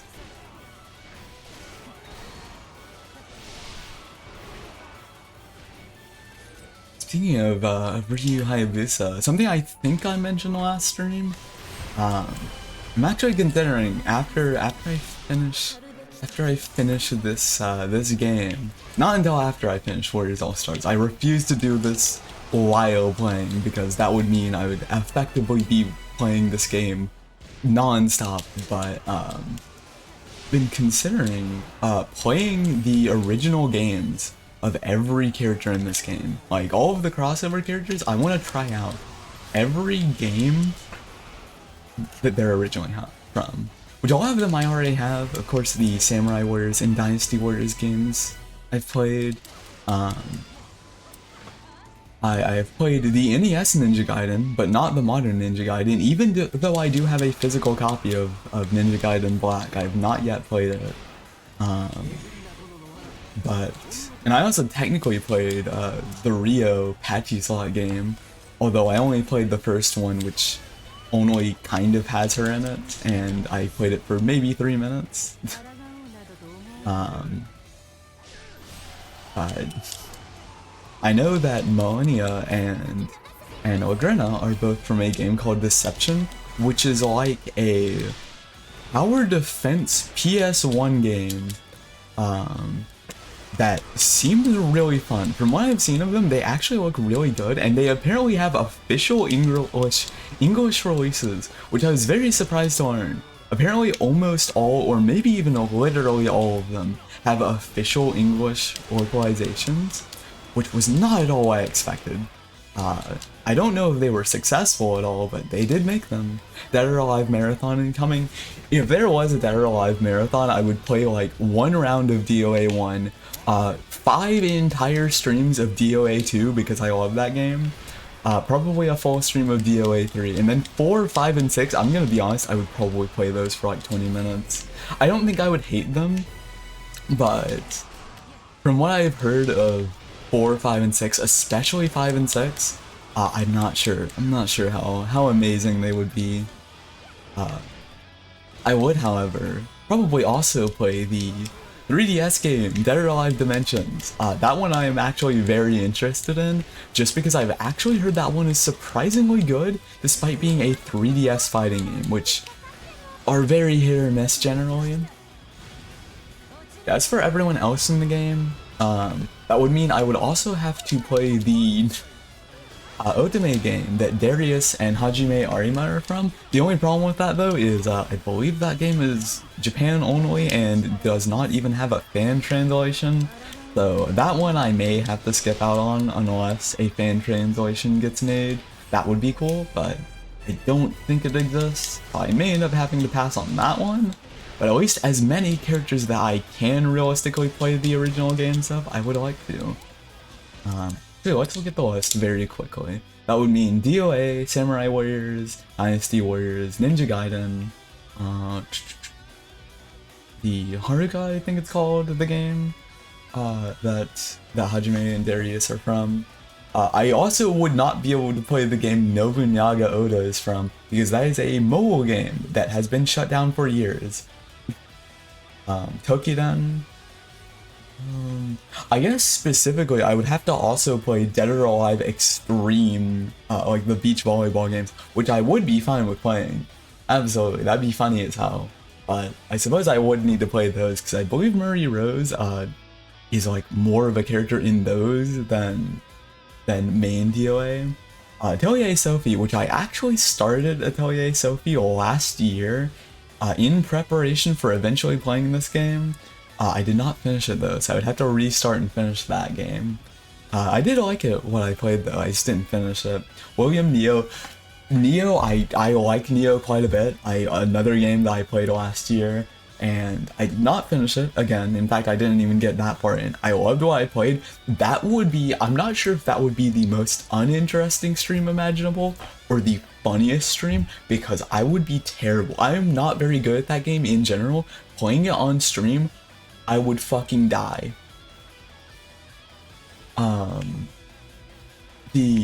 I'm forgetting the name of it. The game that Arnes and Christoforos are from, that's a musou. So I'll be playing that no matter what. Rio, I guess I could play a few more patchy slot games on the stream. And then Opuna, from Opuna, I think that game also has an official English release, I believe. It's a Wii RPG.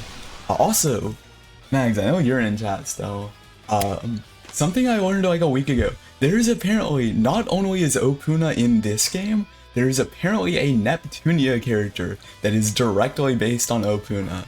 I learned that a few days ago, and it's very, very funny. Very funny little coincidence. But yeah, Opuna apparently gets referenced quite a bit despite being such an obscure character. The idea of a fighting game on a 3DS is very strange to me for some reason. You say that and I agree, but the 3DS actually had a... Yeah, actually, as Ellie was saying in the very next thing, she had, the 3DS had quite a few fighting games. Street Fighter 4, I've heard, is actually very good, and that was a launch title. Heard Dead or Alive Dimensions is good. I've heard Tekken Prime Edition, I think it's called. That game is apparently very good. There's surprisingly quite a few. Boys Blue Calamity Trigger has the entire unmodified story mode. It's a surprisingly good console for fighting games despite the controller not being great. Opuna, O-P-O-O-N-A, it's not the easiest to pronounce, is from a game that is just called Opuna. Like, it's the same name, the game is the same name as the character, and it is a Wii RPG. This guy, which he is actually, was originally a pre-order bonus for this game, which is why he's included in these three as ones that I don't actually need to max out. Oh, that's loud? Yeah. He's from a Koei Tecmo, or I think it was just Tecmo at the time. Wii RPG, and I've heard it exists, but yeah, not only are they in this game, there's a Neptunia character that I think is in the Sisters vs. Sisters game that directly references them, so very, very funny coincidence I learned about the other day. Yukimura is maxed out, Ryu is very close as well, so shouldn't be too long before we get that completed. And in total, we have 1, 2, 3, 4, 5, 6, only 7 left, so that's good. We are making very good progress. Neptunia has so many crazy reference pulls. Yeah, I know, fucking, it's insane, the obscure references they do. But learning that Opuna specifically, not even like Koei Tecmo or Tecmo, just specifically Opuna was in it, was kind of fucking crazy. Because that's not just a company, that is an individual, very specific game that is obscure enough that I had never heard of before playing this game, and even after playing it, finding information on it in general is very difficult. So for it to be referenced not only in this game, but in Neptunia as well is fucking wild.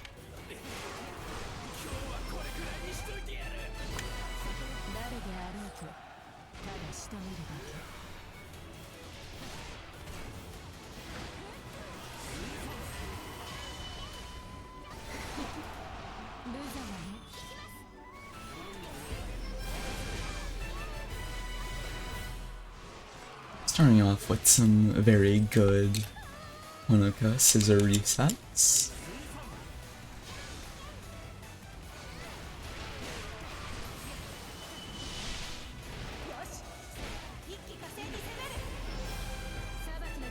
They've done similar things for big companies with lots of games where they just choose one specific game to call the maker. Like Tekken for Bandai Namco, I did not know that there is a character that is just Tekken. That is very funny.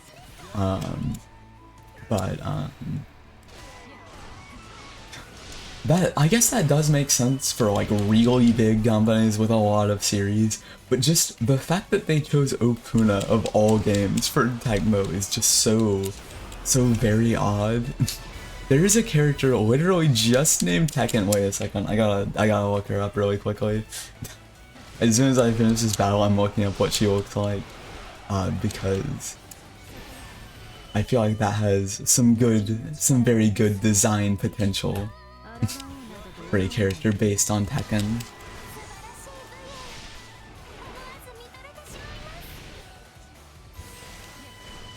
As much as I am personally very mixed on the Neptunia games I have played, I will not deny that it has very great character designs, and the references it pulls from are fucking crazy. I think my favorite is still Neptral Tower, based on the video game Spectral Tower, which is generally considered one of the worst games of all time. And I believe it was made by the same company. I believe it was also made by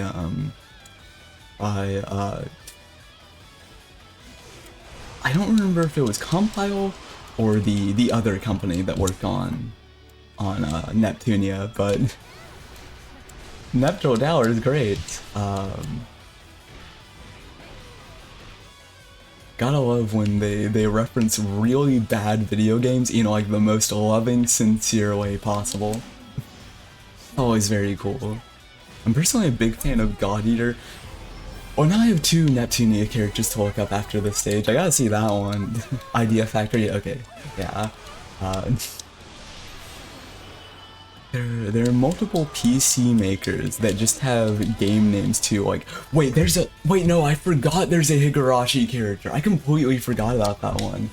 I think that's also in Sisters vs. Sisters. I'm gonna be honest, I think that's the game in the series I have the most interest in, just because of the maker characters.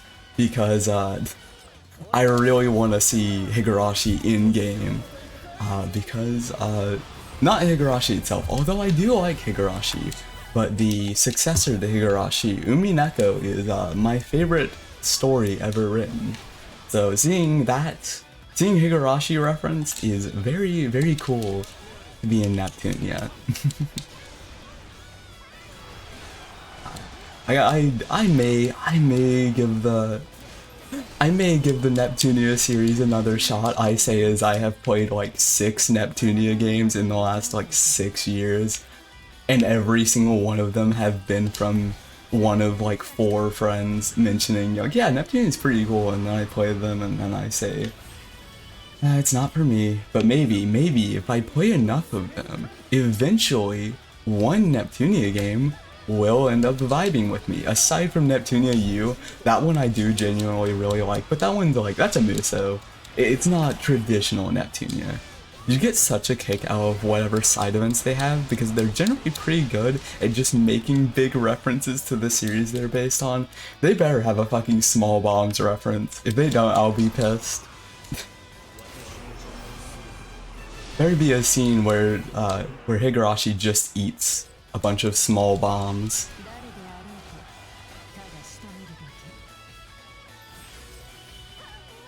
Yeah, I think I've played like 5 Neptunia games, and of them, the only one I've actively enjoyed was U, Neptunia U, which is a musou, so it's like a bit cheating, but I don't hate the other ones. They're just like, they just kind of didn't leave much of an impression. However, I should clarify, all of the other ones I played are either the Rebirth games, which, from your video, Max, from what you said about the original versions of the games, I think I would actually enjoy those more than the Rebirth titles, and also V2, which is very similar in gameplay style to the Rebirth style, so maybe I would like the older ones more. I truly and sincerely enjoy the Neptunia series a fair amount, but Mags, please do not become known as the Neptunia person. Hey, what's wrong with being known as the Neptunia person? It's an awesome series. I say as someone who isn't that big of a fan of it. I had some fun with the first game for PS3 when I understood what I was doing. Yeah, you did play that a bit. And I technically also played like 20 minutes of it as well, just to make sure it was working, but maybe eventually I'll go back and replay the original Neptunia one and actually play it instead of just test a tiny bit. I'm so sorry for what I will become. Mags, the Neptunia and Disgaea icon.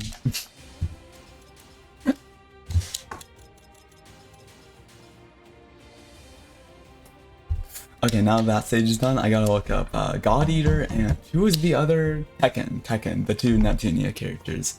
I'll look at that really quickly. Please don't crash when I tab out. Okay, it didn't.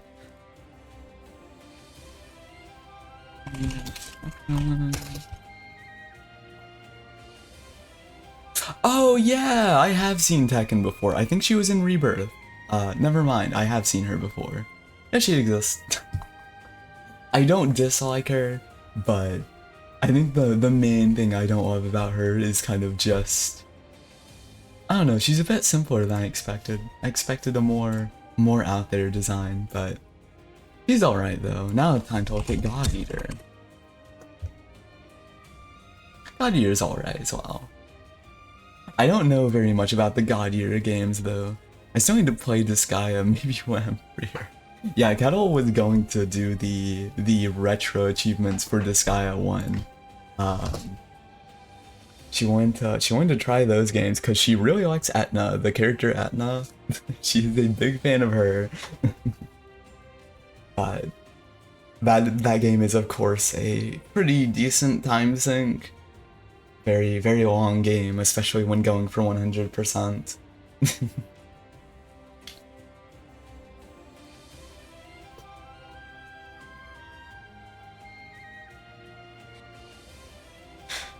Looking at the Opuna character, she is... Okay, no. So the Opuna character is not in Sisters vs. Sisters like I thought. He is in Hyper Devotion Noir, Goddess Blackheart, which I have heard that game is not very good. But I also haven't heard anyone mention it at all in like 5+ years, so who knows, maybe they're wrong, but that's the one that the Opuna character is from. Oh, I'll see them soon then. Oh. Oh, yeah. Very, very nice. Yeah, her design is alright. That's like 2 games after Nep 3 and release date were. Oh. I expected that to be a much later game since it's a spin-off. But that is very, very cool. Should I go swap anyone else? Okay, no. Probably go to Hot Spring though. Yeah, she has an alright design. Not my favorite, but she does look cool still. The Opuna character. Such a weird deep cut reference though. I say I'm not that free as I'm doing Shadow the Hedgehog expert mode. Okay, but like, you know, you can't complete one really long video game until you've completed another really long video game. It makes sense. Can't play 500 video games at the same time. Yeah, Kettle is, as I said, she was considering doing retro achievements for the Disgaea. She's currently doing it for Shadow the Hedgehog, and I think she's literally at the very end of it. She is incredibly good at Shadow the Hedgehog to the point of her having done every single route in that game in the past. Not every ending, every route, all 300 and something, so she is the Shadow the Hedgehog expert moderator.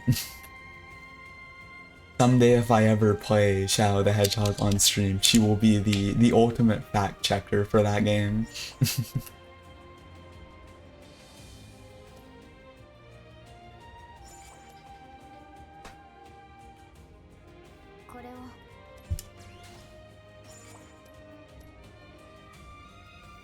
Please give me a rush pedal soon. I would like that very much. Fuck it, let's go to card battle. You know what? Ryu Hayabusa is nearly at max anyways. I'm sure he'll get maxed out from this.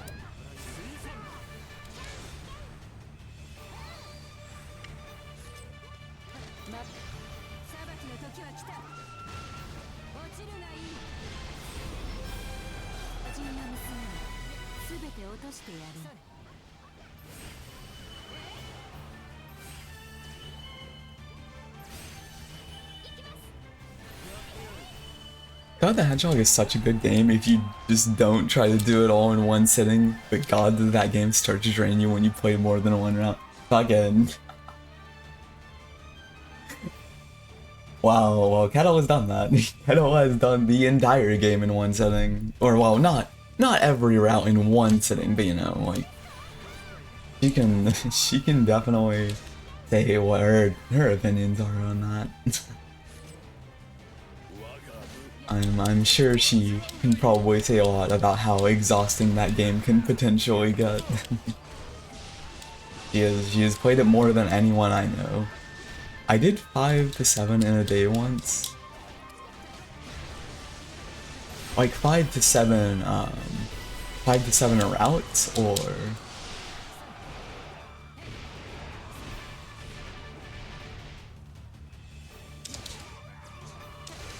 route. Okay, yeah.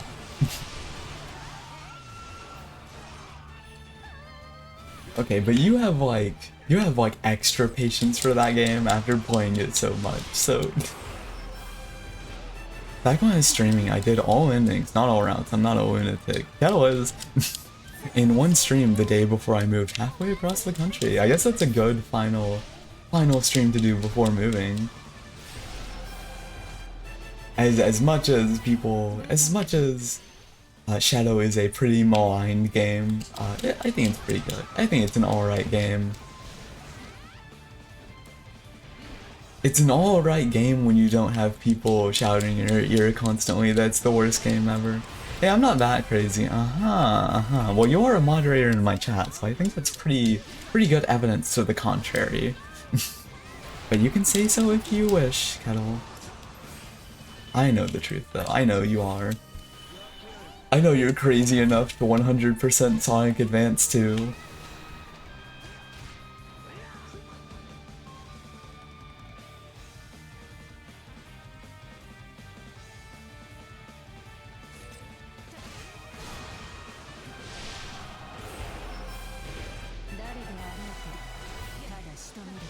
Don't worry though, I'm also clearly not the most sane, considering that I have put over 100 hours into doing this exact game over and over, and will continue to put just as much time into every other musou I play for the rest of eternity. Ughhh the Hedgehog gets points for having the best song in video game history that midway through becomes the worst. I'm not sure which song in particular you're talking about. My favorite song from that game is Waking Up though. At least as far as the vocal tracks go. Other than vocal tracks, probably Lava Shelter is most likely my favorite instrumental track. I'm not sure which song exactly it is you're talking about that like becomes the worst halfway through. That game in general though does have a very good soundtrack.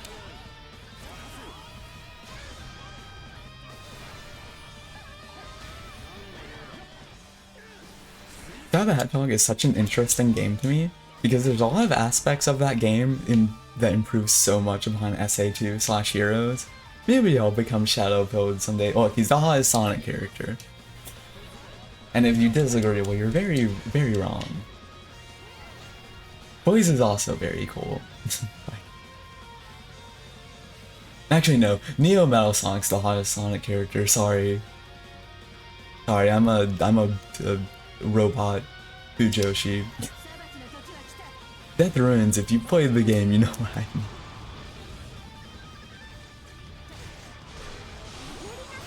Yeah, I don't remember exactly what the Death Ruins song sounds like off the top of my head. Kettle probably does. Kettle can probably remember every song in that game, but for me personally, I'm not quite an expert on the same level. OMG, fellow Neo Metal Sonic enjoyer, he's so fucking hot. Look, I'm sorry, Shadow may be hot as fuck, but I am the iconic robot fucker of Twitch.tv. Remember when I named every level by heart? Yeah, and then also you did a tier list of every Sonic stage, and you just off the top of your head, not only were able to name every stage, but were able to very quickly rate all of them on like best to worst. See, look, you said you weren't that crazy, Kettle. Look, I think you are. You're crazy in good ways, but you are still crazy. I think that's very hard to deny, considering that you are currently playing Shadow the Hedgehog right now, despite having already 100% completed it years ago.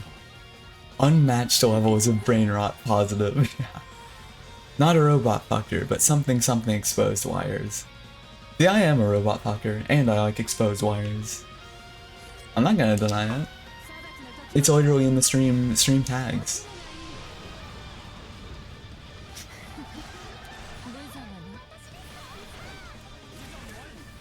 Look, nothing gets more attractive than a robot that just wants to turn into silver goo and then kill Sonic the Hedgehog.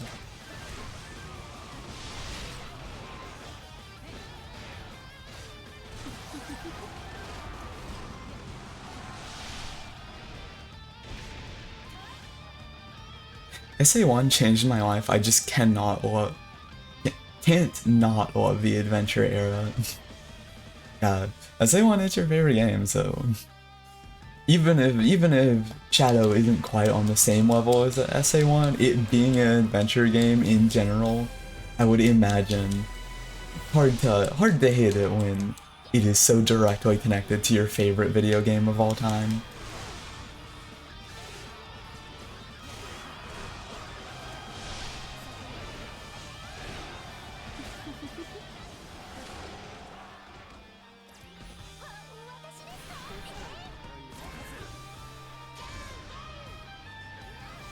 You're describing the living liquid from Final Fantasy XIV's Alexander Age. No, trust me, I know about that raid. I'm gonna be honest, I always hear people say that raid is like super hard, especially in Savage. I'm gonna be honest, I don't think it's that bad. I think the living liquid isn't that bad. Although it's honestly, not only is it not that hard, it's also kind of forgettable. I love the Alexander raid series. That specific boss though, it's one of the more forgettable ones in my opinion. I remember making a WordPress draft on Adventure 1 that I never finished. You should finish it, that'd be cool as hell. Yeah, shouts to Cruise Chaser. Anytime I ever mention Final Fantasy XIV, I have to give a shout out to both the greatest boss design in all time, Final Fantasy IX Arc, and also one of the best theme songs of all time, the one that goes forward and back, and then forward and back, and then go forward and back, then put one foot forward, and then just repeats that for as long as you're in the fight. And I say that with absolutely no irony whatsoever. I fucking love that song, as tedious as it is. Most repetitive song of all time, but it's good repetitive. I think I may like Omega a bit more though. A bit more in terms of specifically the song.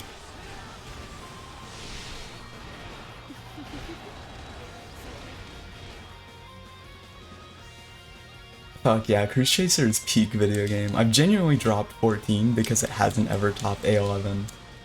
I haven't fully dropped it. I don't play it. The way I play most MMOs is in short bursts. I haven't played 14 in like 6 months, but I wouldn't say I've fully dropped it.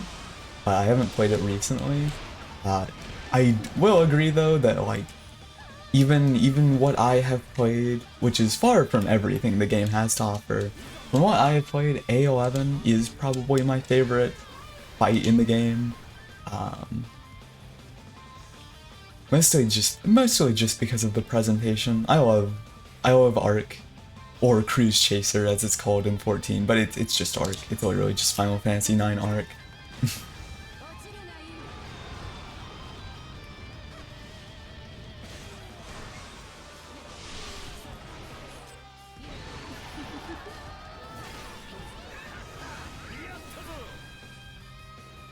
No reset orb. Haven't gotten very many this stage, but that's alright. A12 is also peak, but slightly lower on the peak than A11. Alexander itself is the reason I started playing 14, so I can't disagree. But I do like the fight of Cruise Chaser a bit more. And Rise, the theme song for Alexander, is also another one I love very much, but not quite on the same level as Exponential Entropy.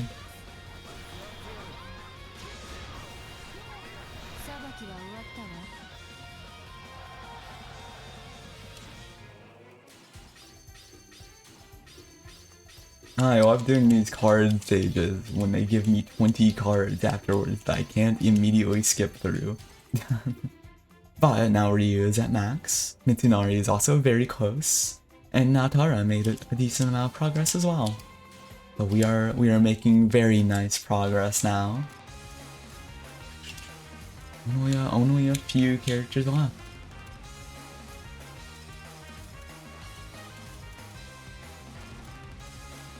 In fact, I believe the only ones left are Marie Rose, Kasumi, Oka, Darius, and Hajime Arima. So not very many left, luckily.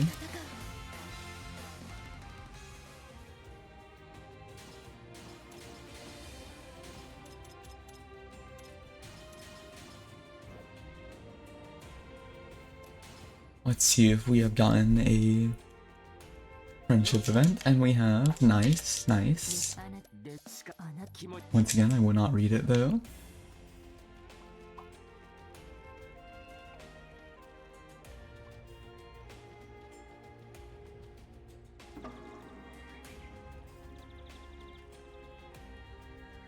I think since we're so close to being done with Ughhh, even though it has only been one stream, I think I'm just gonna keep going until I finish Ughh's regard grinding. He only has like 7 characters left, so it shouldn't be too long. Should still pass under the 4-hour mark, which is always my goal. But yeah, she is surprisingly went by very quickly.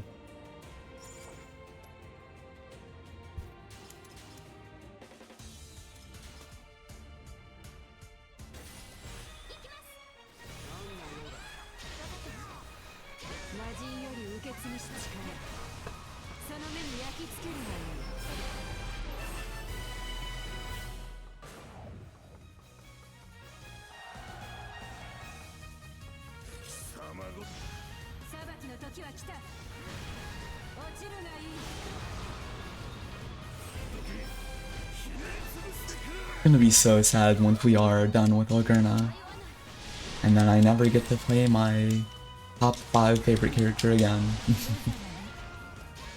But we have other peaks. In fact, the very next character is one of the best characters, Ryu Hayabusa, so that will be fun at least.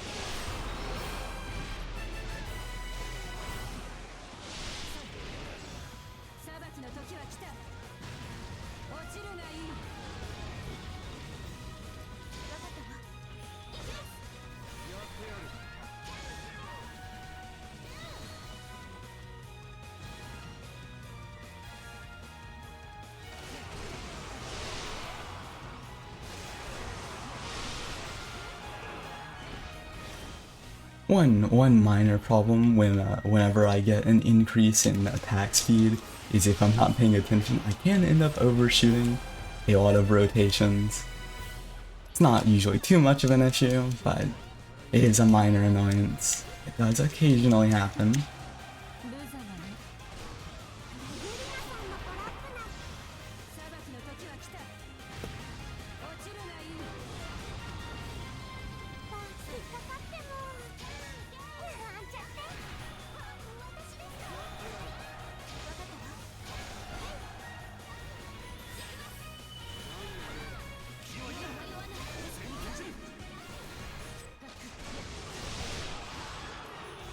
Being very good. These are resets this time.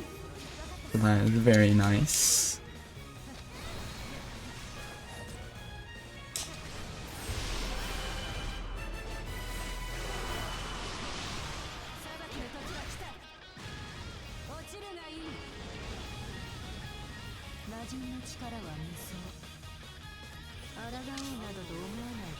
Dun, dun, dun.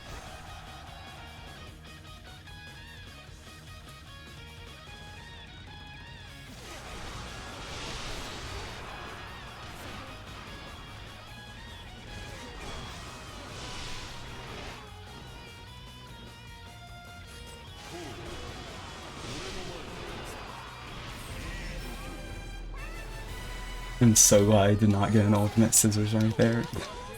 Did not mean to use her before the other characters. That could have been a bit of a disaster. Would have been a wasted reset.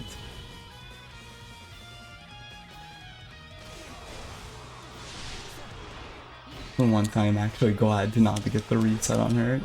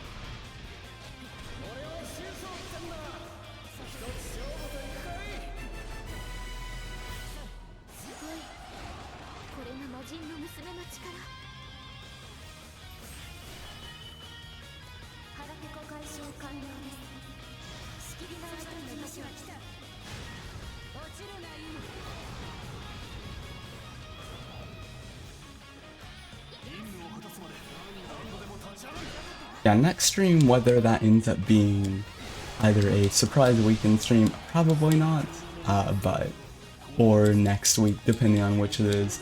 I don't know what I'll play, but I do kind of I want to alternate between Warriors All-Stars and other games, because I do need to spend quite a bit of time in those games so I can actually finish it before Zon releases.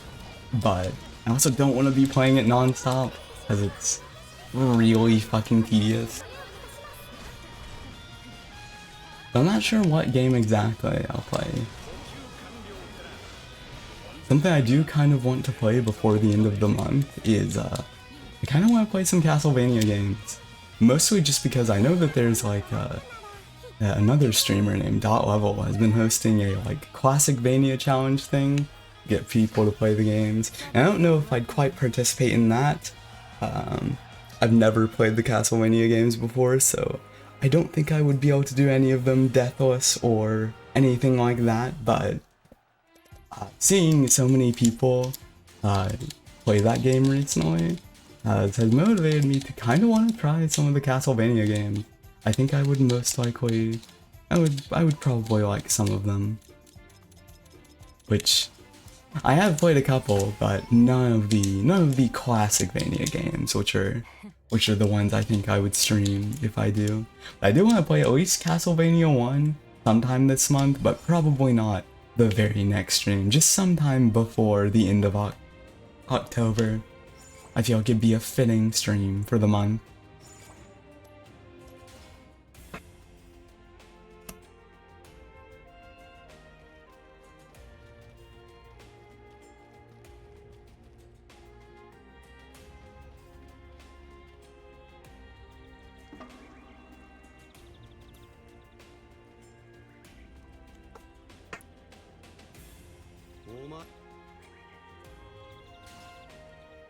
He's such a fucking asshole. Anytime you walk out on the path with Mitsunari in there, he's always such a fucking asshole. He's like, what are you doing in here? Get the fuck out right now before I murder you. I think if you do get max friendship with him, he tolerates you, but even then, I think he's still not that big of a friend. That big of a fan of you. Not the most friendly even in those cases.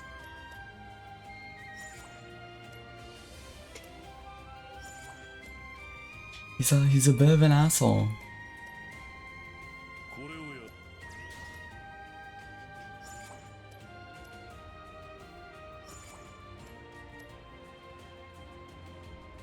If I don't get a rush battle soon, I will just go into another one, but I would prefer to get a rush. That would be the preferred stage to play next. Okay, there it is. There's the rush battle I was hoping for.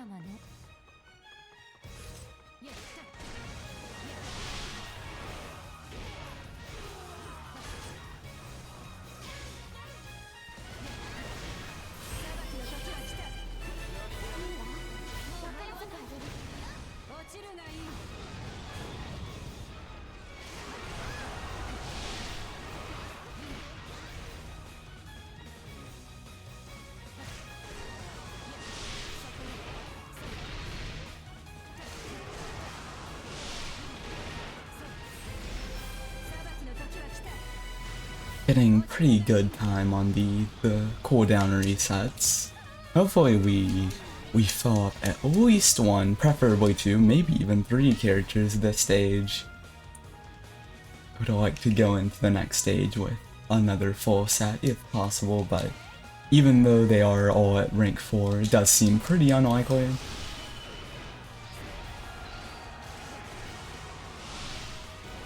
But not quite impossible.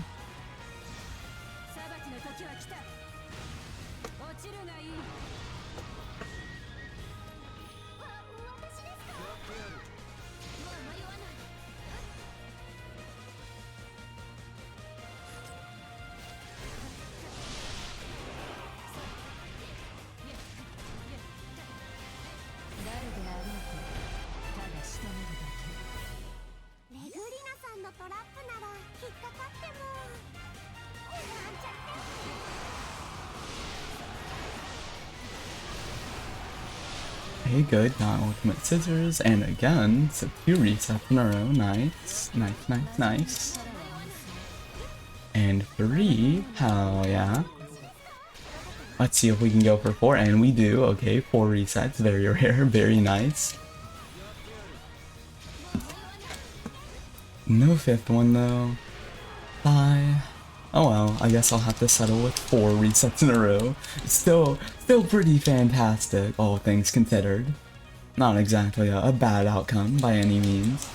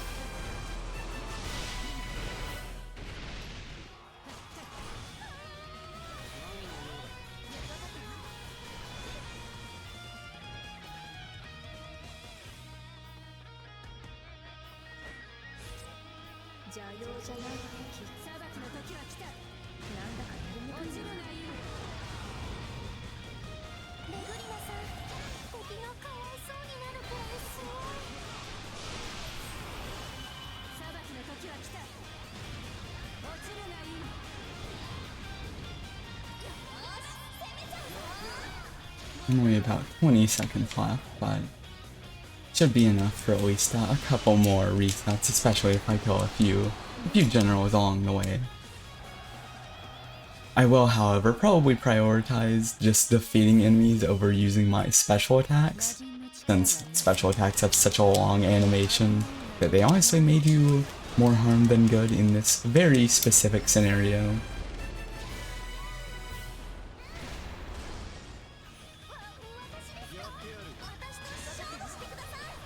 Okay, good. Got off one more set of resets, and also a time increase, so maybe we can get one more off. Probably not though, but not impossible, I suppose. Ooh, I was hoping that Naotara would get reset before the time rose up, but not quite. Oh well. Okay, both Mitsunari and Kasumi are now maxed up, and Naotara is very close, so that is very nice. Only a few characters left until we're done with Ughhh. Went by very quickly. Slightly a bit unfortunate that it went by so fast. She is a character that I do actually quite enjoy, but I suppose I would rather it go fast than slow considering how much more we have left of this game. Now we have 1, 2, 3, 4, 5. Only 5 characters left. Okay, very, very nice. One of which is almost maxed, so yeah, I think we can absolutely get this done before the 4-hour mark. Not even a question at this point.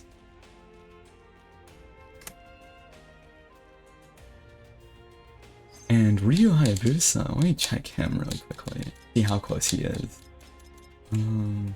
He has 1, 2, 3, 4, 5, 6, 7, 8, 9, 10, 11, 12, 13, 14, 15, 16, 17, 18. Okay, so he has quite a few more characters to max out. So once we do him, that will take a bit longer, probably closer to 2 streams, unless I do a bit of grinding off stream, but I can live with that. Hence, I like how in universe it's just training expert mode.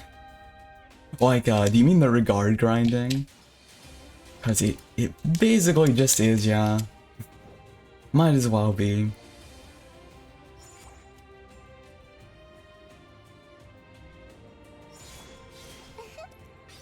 Yeah, it's just the same as training, just going through stages.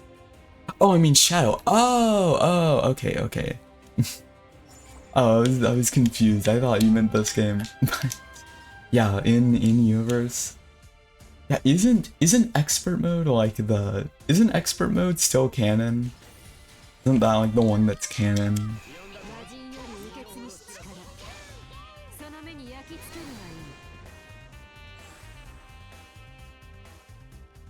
Expert mode is very interesting that in Shadow the Hedgehog, it's like actually a separate, like its own story thing.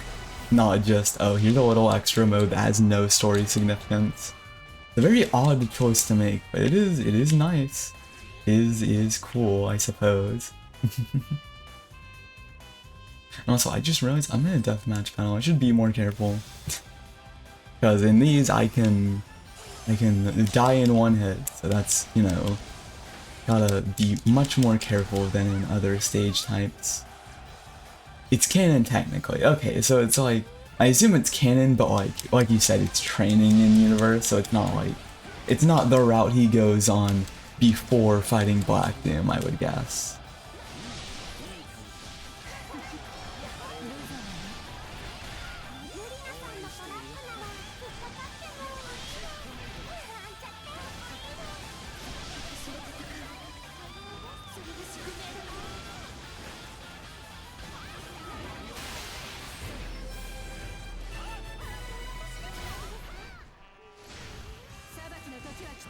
Yeah, I'm not in the most amazing situation right now because I am surrounded a bit. Even if these enemies in normal play aren't an issue at all, in this, it is quite an issue considering that I am playing in a mode where, on a stage type, where if I get hit even one single time, I am dead. I do not know why I chose deathmatch mode, but I suppose I haven't lost yet, so.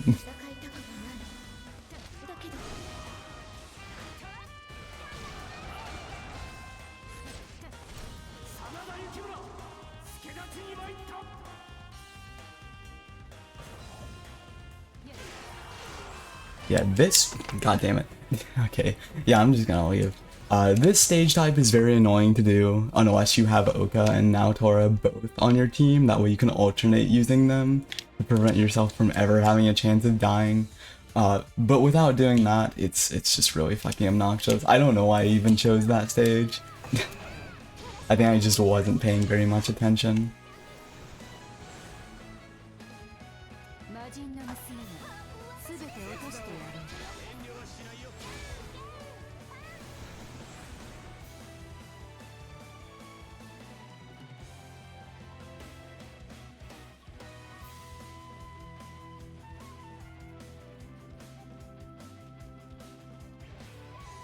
Oops, is that a reset orb? It is! Fuck you, stop interrupting me. I want that orb above all else.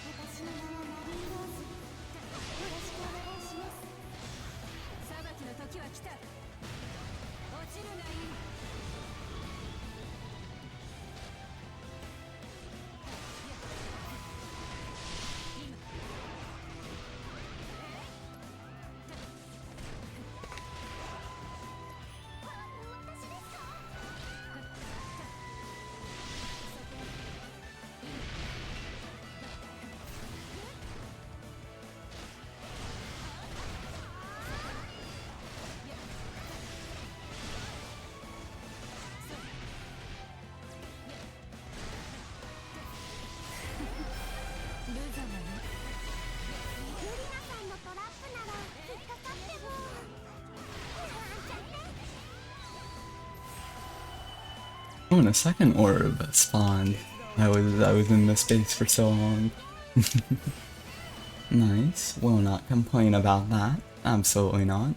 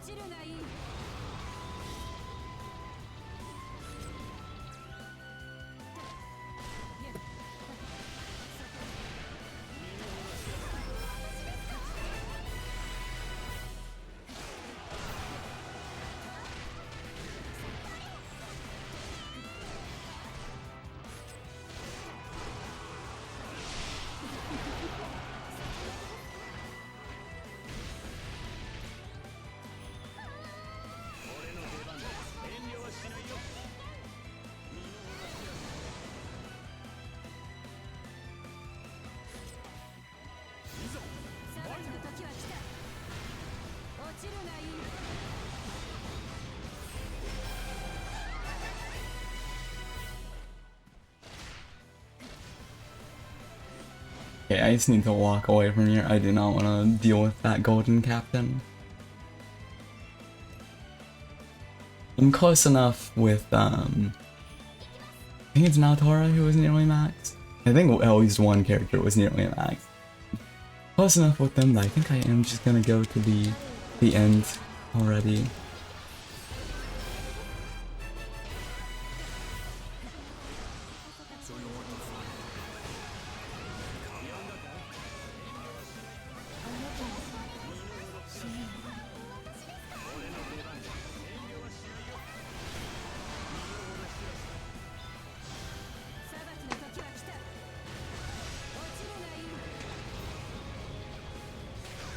I love how sometimes the enemy will just, at complete random seemingly, will just not be affected by your special attack specifically.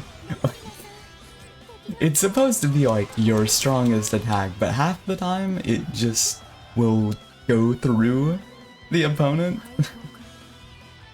making it basically useless. And that doesn't happen all of the time, not even most of the time, but it happens often enough that it's kind of just like, I feel like for specifically single target combat situations, it's one of your worst options because of that chance is there.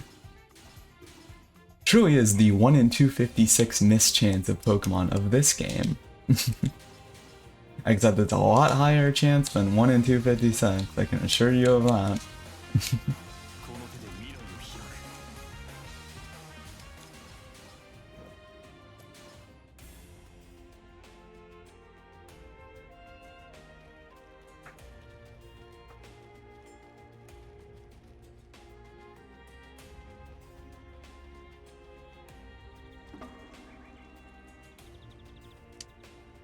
Surprisingly, no crashes this stream yet, luckily. Usually the bathhouse is a very, very unstable part of the game. Crashes are very frequent there. Jinxed it. No, not yet. No, maybe I have. It'd be funny if I did, but that specific bathhouse visit did not, so... Hopefully it doesn't. If it does, I mean, it's not really that big of a deal. It's like a 30-second time loss, because like autosaves happen constantly, but it is slightly annoying. A minor inconvenience, but it is very surprising because usually those happen quite frequently in this game. Probably 1 in 3 of the times that I visit the hot spring, it crashes. At least normally. Not now though. Now I've been there like 15 times this stream, and surprisingly not even once. Very, very rare for it to happen that little within such a high number of visits. Give me a rush battle. Rush battle, please. I need it. You know, maybe I did jinx it. Maybe instead of getting the time loss from the hot spring crashing, maybe instead I'm getting the time loss from a rush battle not appearing until now. Never mind. I reverse jinxed it. Finally appeared after like a full minute or two of running around.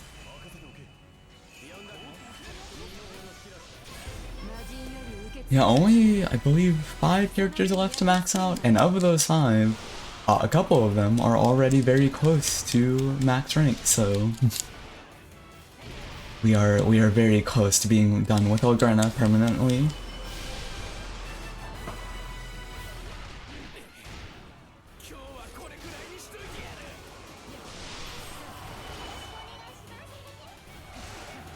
And it unfortunately will be quite sad once we are done with her, because I do actually like Ughhh quite a bit. But need to move on. The faster I finish her, the faster I can move on to Ryu. The faster I finish Ryu, the faster I can move on to whoever is after him. Few extra steps closer to being done.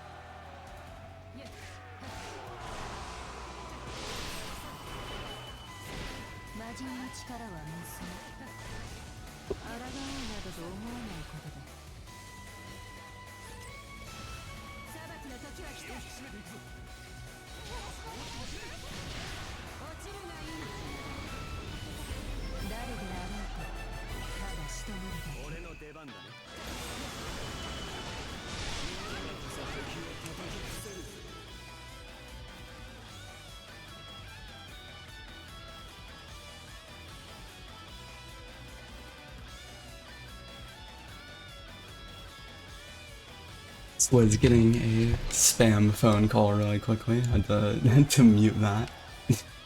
I usually do not keep my phone right next to me, so probably should, but I'm not someone who checks her phone very often. I usually keep it across the room.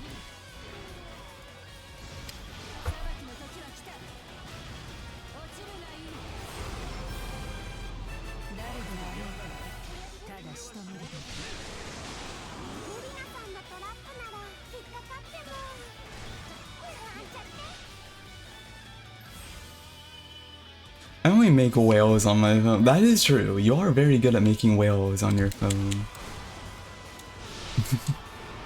They're always very cute whales.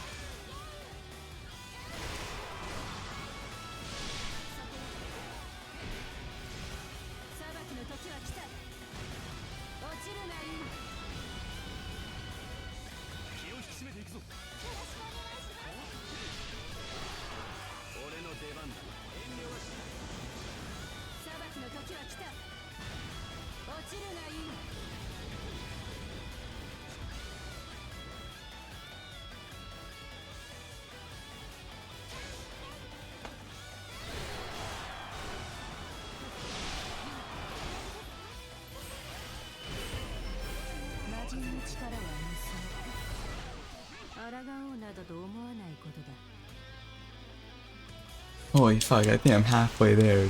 In expert mode, I assume?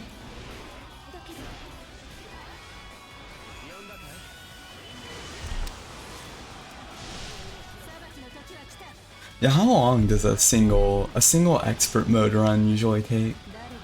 Like, specifically expert mode. I know you do have to go through every stage, but like, you only do like, there's not any special missions, it's just normally running through them, so I assume it's not like that ridiculously long.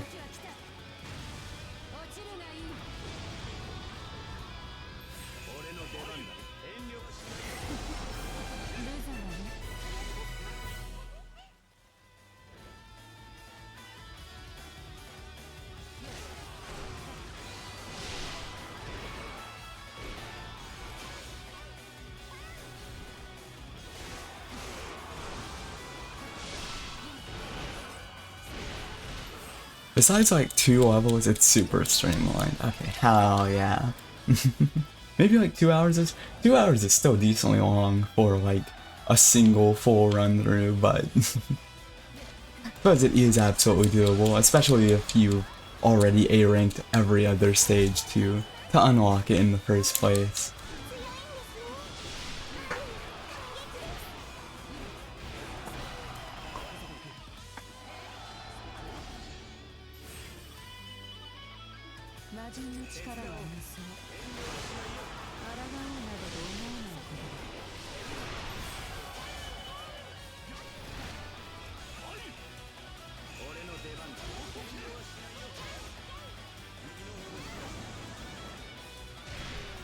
Hopefully this will give a pretty significant amount of regard experience for every character.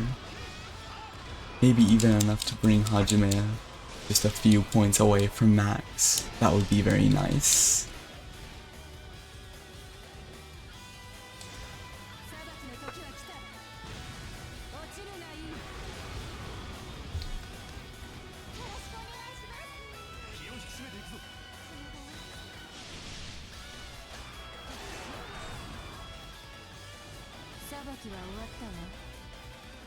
Now let's see how close they all three are.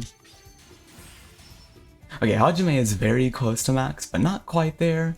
Marie Rose is high rank 2, and Darius is just at the minimum for rank 3, so was a decent amount of progress made in that stage, but not quite a massive amount. Nothing too ridiculous.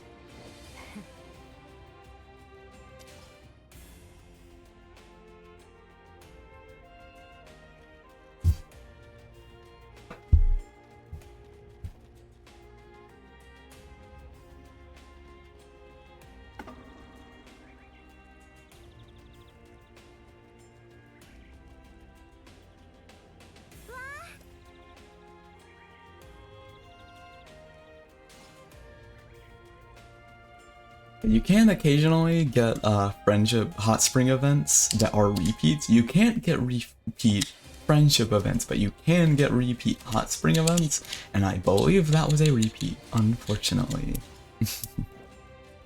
But it does mean that we most likely don't have any others in the queue for hot spring events, so at least that means that wasn't too much of a waste.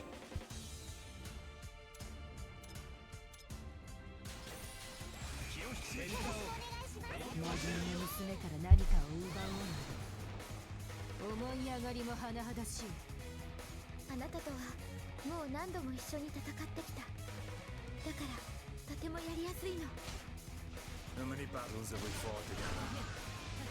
Once more to the breach, my friend. So odd, William being the one character who speaks English. Like, it makes sense, he is like a British guy, but considering that no other characters are dubbed, so it's so interesting. I assume that's how he talks in the Japanese version of the game as well. He probably still speaks English. I believe he does in Neo in all languages, but it is just very, very funny how he's the only one who arguably has a dub voice.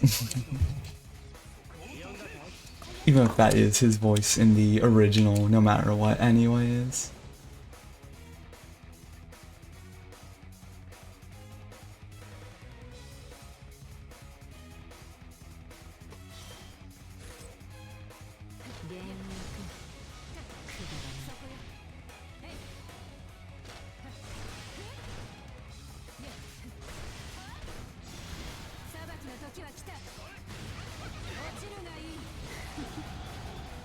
Okay, nice.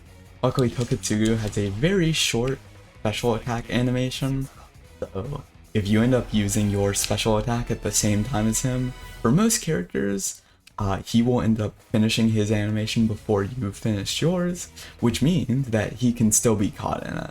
So it's not a complete waste to use your special attack at the same time as him.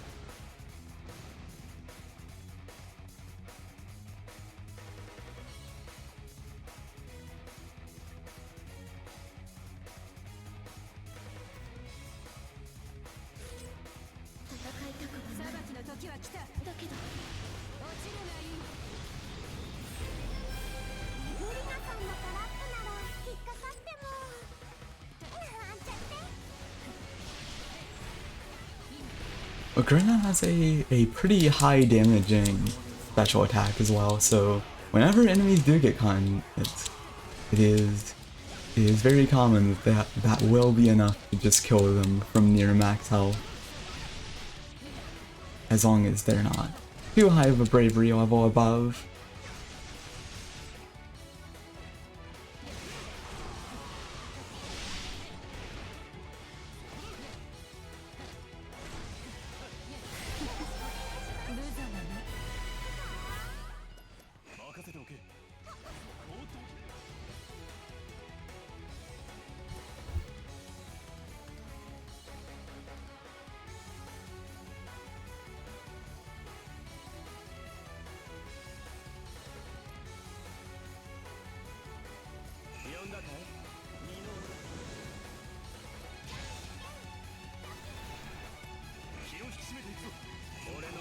I love getting the scissors reset while I'm trying to run to the next objective. It's so fun. Like, can't it wait until I actually get to said objective so I'm not potentially risking losing? Which I'm not gonna lose this. They still have 104 units before they lose, but it is still always an annoying thing in general. Which I could just not use it while I'm walking and then I could prevent the issue entirely, but of course I'm not gonna do that. That would be a loss of efficiency overall, and that would be significantly more bad than a minor annoyance. Hajime is maxed now though, which means we can swap him out. Darius still has a decent ways to go. Then there's Oka, and let's see who is left after.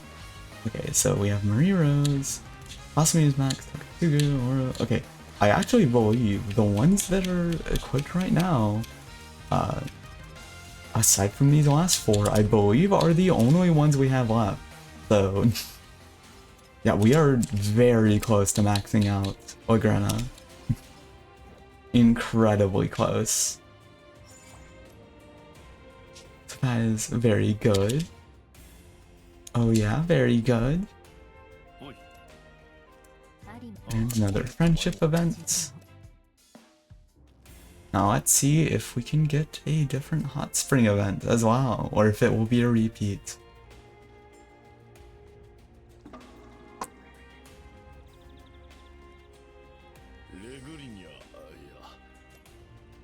And we did get a new one. Oh yeah.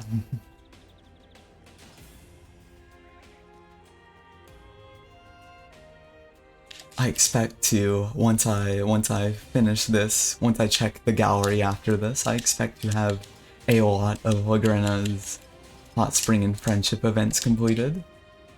The list will probably be around the halfway mark, which will be very nice.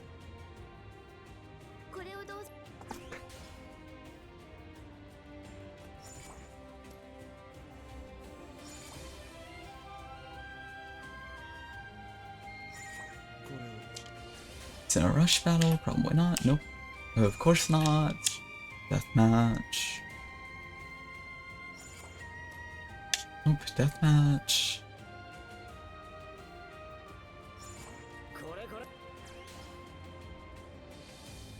I don't care about the 1,000 gold you found, joking. Stop interrupting me.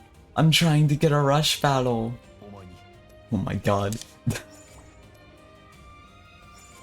Yeah, this is, like I said, this is very luck based, so this is potentially not the most efficient way of grinding, going for only rush battles, but they are generally very good, so it's sometimes worth it. And I'm stubborn enough to want to go for it. Okay, finally a rush battle. Took a bit, but we did get it. And it is on a very good stage. All of the enemies are compacted into this tiny little area in the middle of the stage, so it is very easy to constantly rack up KOs. And racking up KOs in the stage also resets hero timers and gives you special attack charge, which using that also resets hero skill cooldowns. So this is one of the best stages overall to be grinding for hero skills.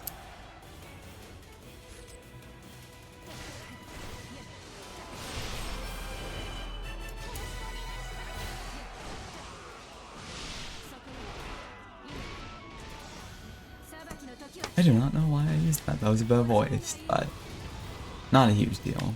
Just a couple of second time loss. Nothing major. And I got a hunt, a reset anyways, so it doesn't even really matter. 2 resets.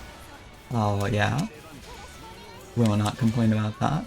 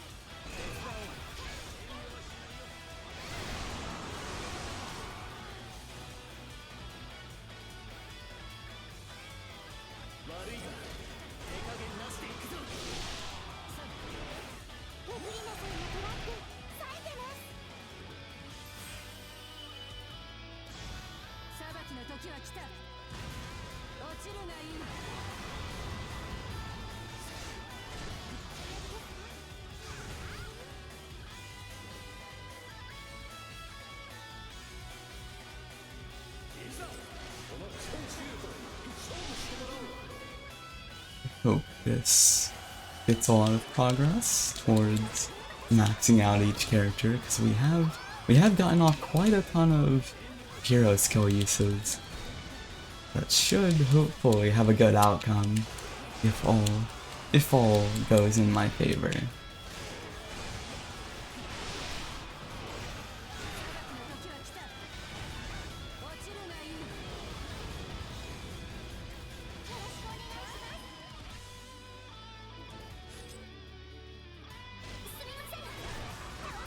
And of course she uses her hero skill the second she appears. Not uncommon, but always very obnoxious with her in particular, along with Ughhh, because they both have very similar special attacks. They're both absolute hell to deal with.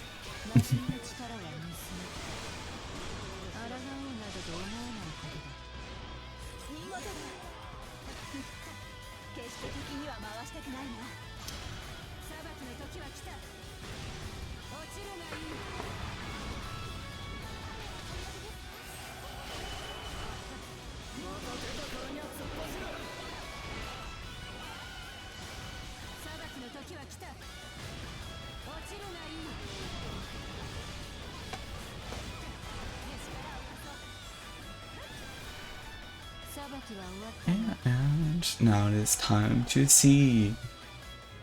Have we made good progress? Hopefully. Okay, we did. We made quite a bit. Now, 2 of our characters are at rank 4, 1 is at rank 2, and a relatively high rank 2. So only a few more battles and we should be done with Ughhh. It's been a fun session, a fun Ughhh session. So sad that of all characters to only get 1 session, Ughhh is one of them. One of my favorite characters. It's such little screen time. Oh well.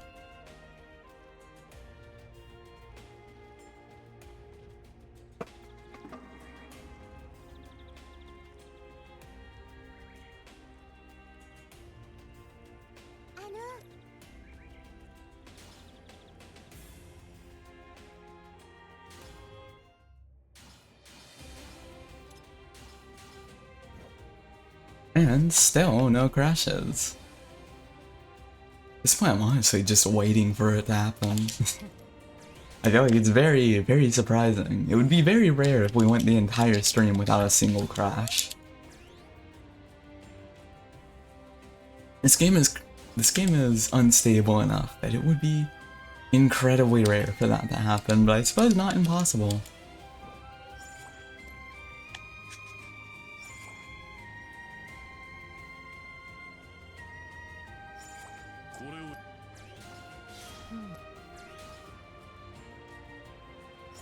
I really don't even need to pick up the chests on the world map, since I really don't actually gain anything from it, but I have a bit of a habit.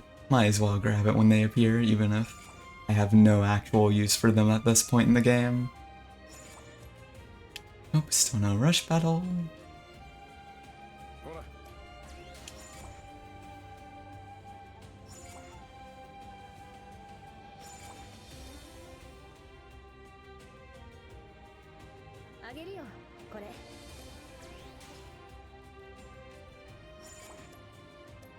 Nope.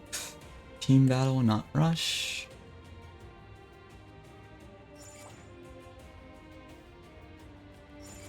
You know what, fuck it, I'll go for the merchant caravan. Maybe not the most efficient stage, but I will survive.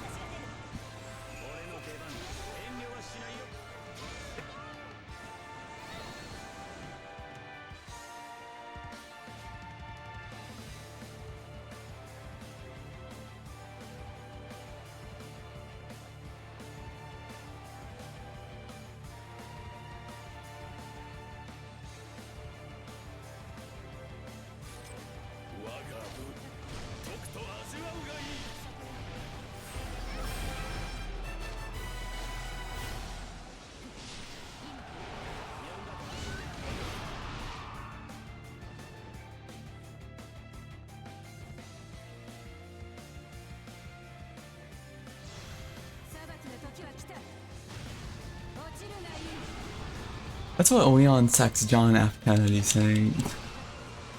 Wait, what did he sing?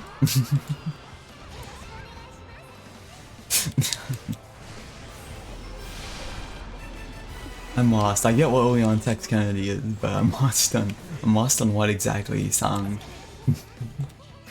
I will survive. Did he sing that? I know he looked at his hand and then fell. I know he did that. I didn't know he could sing as well. Damn, Leon Sex Kennedy really can't do anything.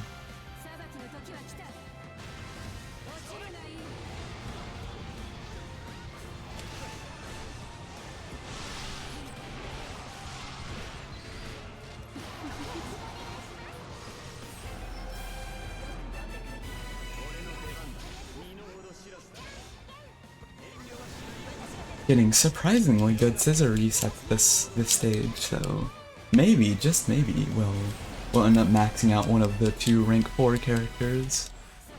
Probably not, but it's not impossible with this good scissor luck.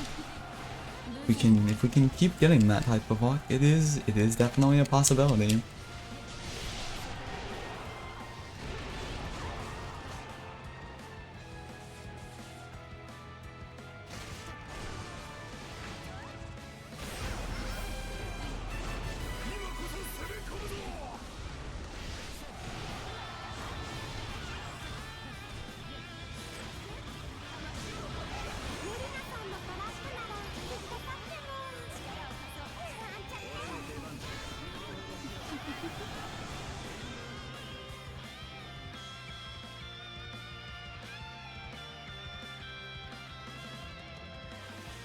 By the way, there's one mechanic in this game that I do not think I have interacted with a single time this entire, like, not just this stream, but in general from streaming, and that is the, I forget what it's called. I think it's like Hero Link or something. It's an alternative to hero skills, where instead of using a skill with each character, you instead swap to them temporarily. It's basically this game's alternative to being able to bring in multiple characters into each stage. Multiple playable characters, I mean. Effectively the alternative to that. The thing is though, you would think, oh, it uses the hero skill gauge, it's just as effective for gaining for gaining regard. But no, in my experience, using the link attacks, those do not at all increase your regard. And if they do, it's low enough that it's not really super noticeable. And I was gonna use it there, but muscle memory kicked in. So next time, one of my hero skills reset, I will instead use a link attack just to show what it's like. It's entirely just you chain two characters together and control two at once. However, it's not as good as it sounds because damage is actually your damage is not additive when in that mode. It is actually split between both characters. So you are actually going to be doing significantly less damage than you would be if you were just playing as the one character. So linking with more than one character actually overall often decreases your damage. Like this is what it is. Yeah, I can play as him for a little bit. It's timed, so you can't play as him forever, but you can for a little bit, and you can chain up to 4 of your added characters. The thing is though, like I said, it divides your damage in between each character. It's not additive, so it is unfortunately more useless than anything. Doesn't give you very much regard, isn't actually very useful in combat. It truly is a pretty much useless mechanic. It's yet another example of a mechanic in this video game that is balanced so weirdly that it becomes practically useless. Very common for this game, unfortunately, but that is one of the biggest examples of it.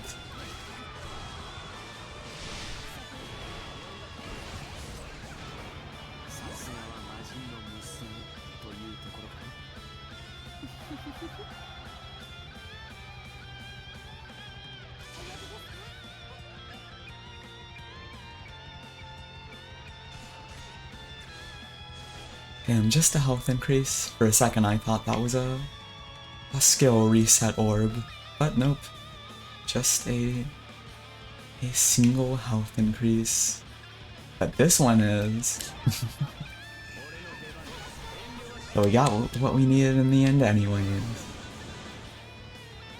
Yeah, we're bravery rank 10, so I think at this point I've spent long enough in the stage, gotten off enough hero skills, that I believe I can just go ahead and defeat the leader. I don't think I'll max out anyone quite this stage, but should at least get very close for at least one of them. Close enough that one more stage should max them out. Yeah, Marie Rose is very close, Darius is about halfway there, and Ughhh, while not quite there, is close enough to rank 4 that rank 5 should only be about 2 or 3 more stages away, depending on what those stage types are. And then we will switch to Ryu Hayabusa, and before the stream ends, I do want to just start the next New Game Plus reset. I won't make much progress in it, but I do want to at least start it.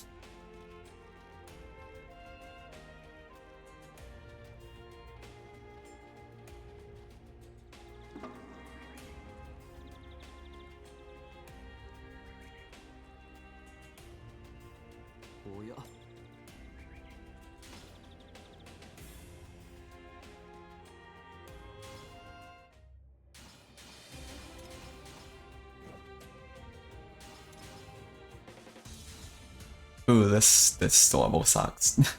I hate this map with a passion. This is probably my least favorite map in the entire game. It's way too big, way too segmented, and almost every time I ever go to it, it is for an ally rescue mission.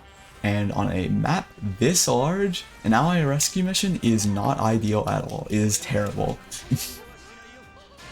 If one of my allies ends up dying before I can save them, I'm not even gonna try again. I'm just gonna switch to a different stage. I hate this stage that much. It is one of my least, if not my least favorite in the entire game.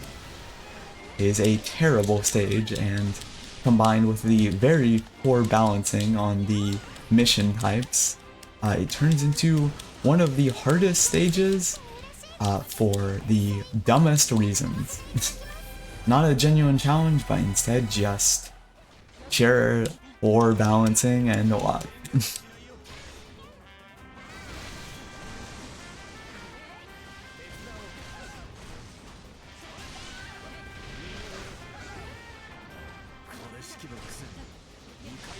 He's okay, Ryu is at the top right of the map, incredibly far away, and he has already reached a low enough health threshold that he's in trouble. It has been like 1 minute. I am on the other side of the map. It is going to take longer for me to walk over to him than it has from the start of the match to killing those few enemies. It is ridiculous. I don't understand why they decided to make it to where the ally rescue missions happen so frequently on stages like this, the massive stages, the ones that are an absolute nightmare to walk through. And now Ughhh is in trouble, so now I not only have to rescue Ryu, but I also have to go out of my way to immediately after save Ughhh. Because if I don't, at least one of them will end up dying. See, look at how low of health he has. It should not be this bad. And yes, I'm playing on the highest difficulty, but like, it's... Ughhh? Yeah, Ughhh. That's his name. Yeah, Ughhh is very close to dying. And this is just a random stage. These should not be this hard. And they're not hard for any kind of intentional design reason. It's just they decided to make stage objectives and not balance them properly for every map they're assigned to. Because there are some maps that ally rescue missions just can't appear on Yet for whatever reason, this is not one of those. This is one of the stages, the many stages, because most stages do actually allow ally rescue missions. One of the many that allow them that are not balanced at all for these missions. Yet there are some other stages, much smaller ones, stages that I would consider to be significantly better for this mission type, that do not allow ally rescue missions. It's such a strange balancing choice on this game's part.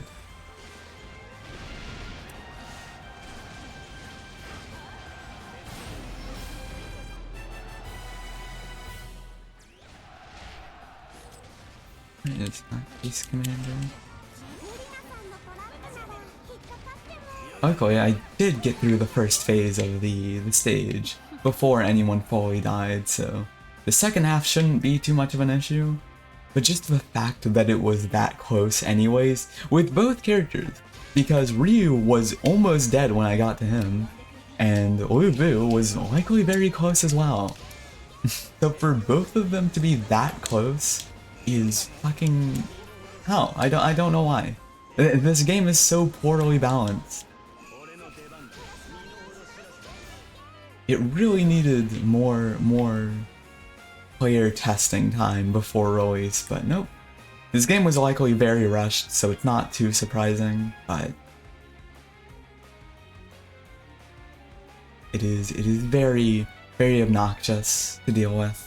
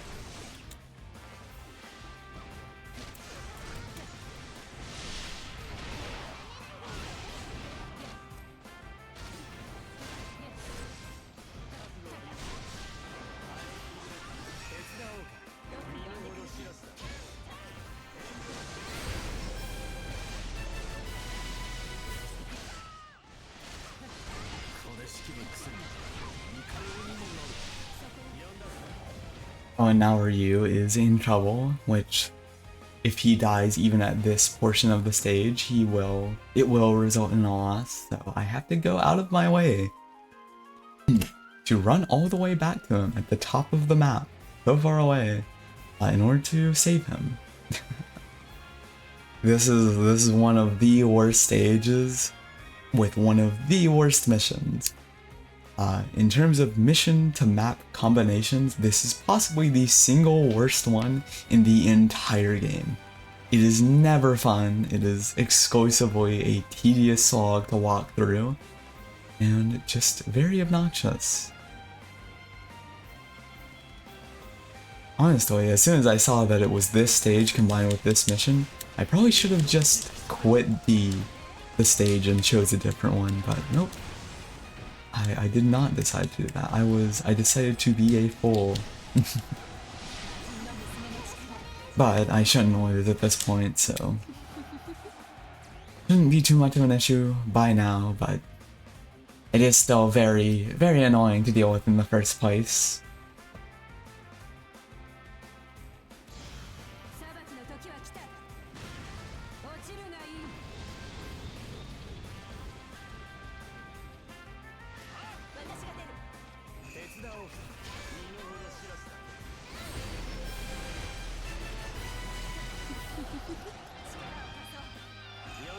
I am getting off quite a few resets though, so that's good at least. Maybe at least one character will be maxed out by the end. Probably not though, but if anyone is, it will probably be Darius, but maybe Murray Rose as well, and hopefully Oka will get a decent amount of regard experience toward her total.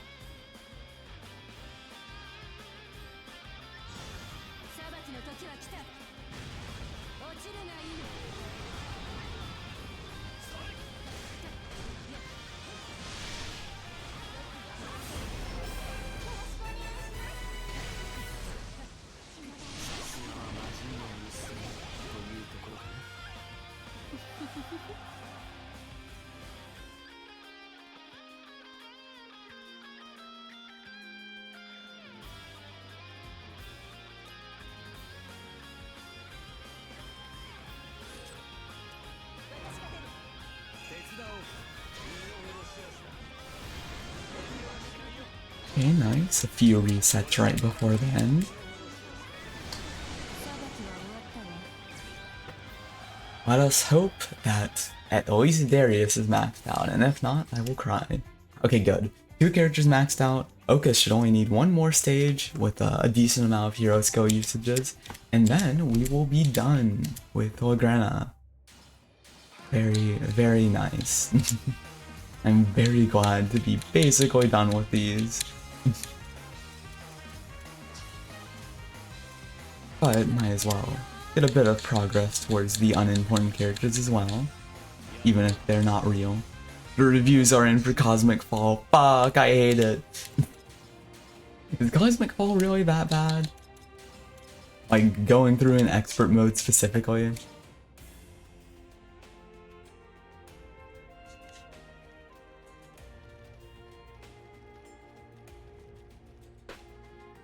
What's so bad about it? Is it just like really hard, or is it long? Don't make a penis joke. Is it just like pain in the ass?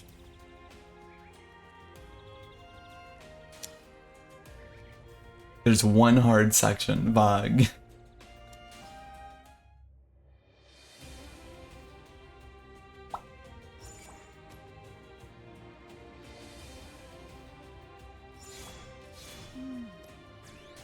Besides that, it's really easy. Okay, so it's just one section, but like...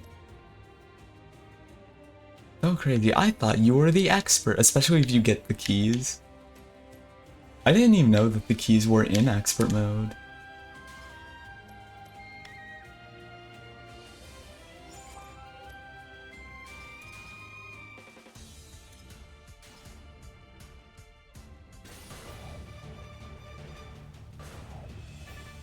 Hell yeah, very good stage for grinding.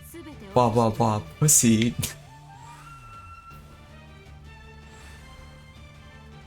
Don't know what that means. You know what, I'll laugh anyways.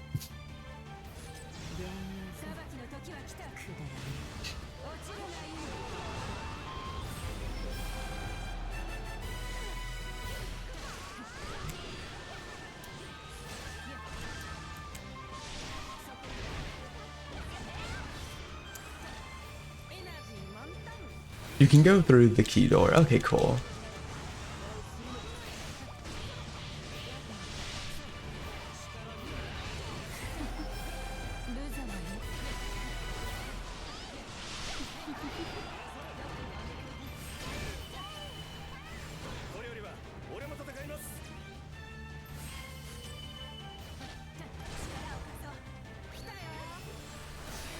And you can technically collect the keys in Expert if you didn't get them normally, but they don't save over. Oh, so like, if you get them in Expert, you can still unlock the door in that run of Expert mode, but they don't like save over for later. Like if you go back to play the stages normally, you'll still have to recollect the keys.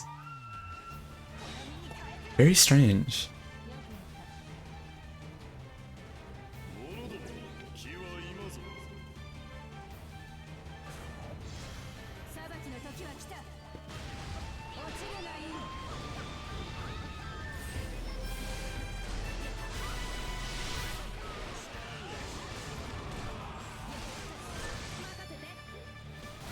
Pretty much, okay.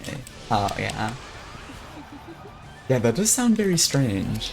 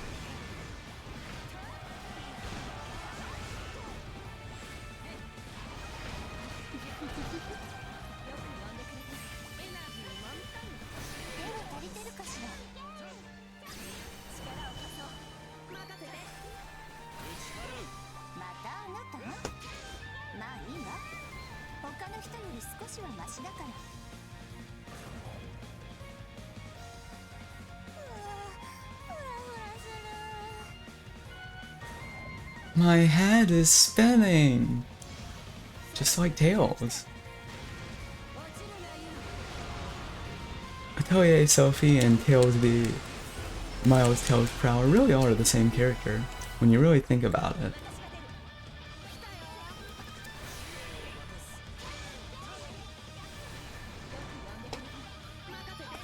Look, I'm happy to be getting all of these scissor resets, but I would like to actually go finish that objective over there in the bottom left. I mean, I still have a full minute and 13 seconds left, but still like to finish it as quickly as possible.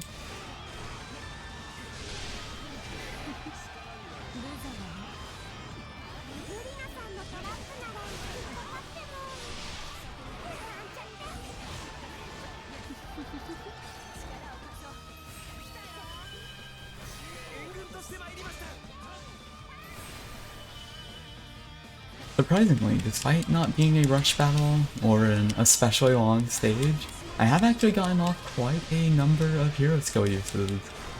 So hopefully Ughhh will make quite a bit of progress toward max.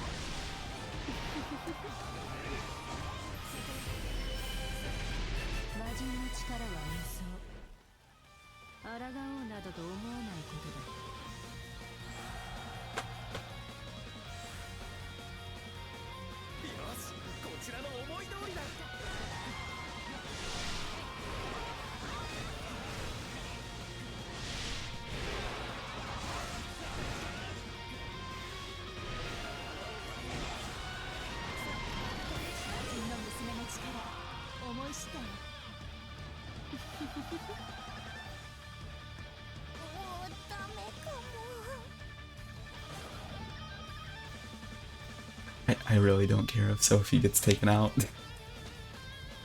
As long as she's not the allied commander, I'm not really worried. As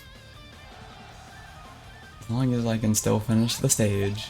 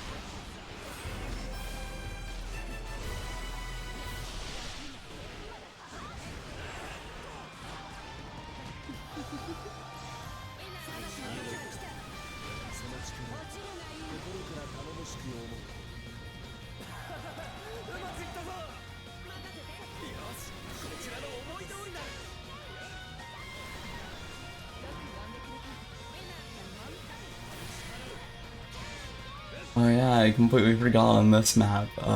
There is a one-way exit to the area the boss is in. So I have to, instead of going directly to them, I have to circle around this entire top right portion of the map. I always forget about that, but it is a little bit obnoxious. Will not lie.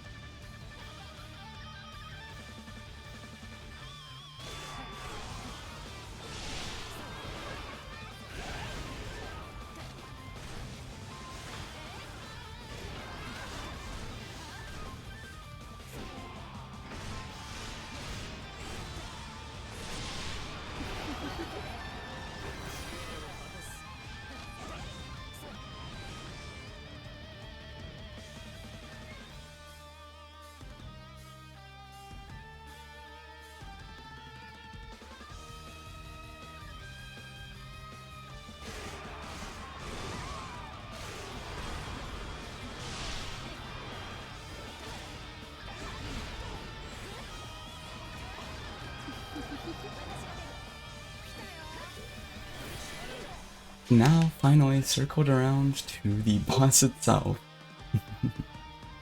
And in the process, I've captured every single keep along the way. So hopefully, all of those hero skill uses should be enough to allow me to max out Ughhh this one go.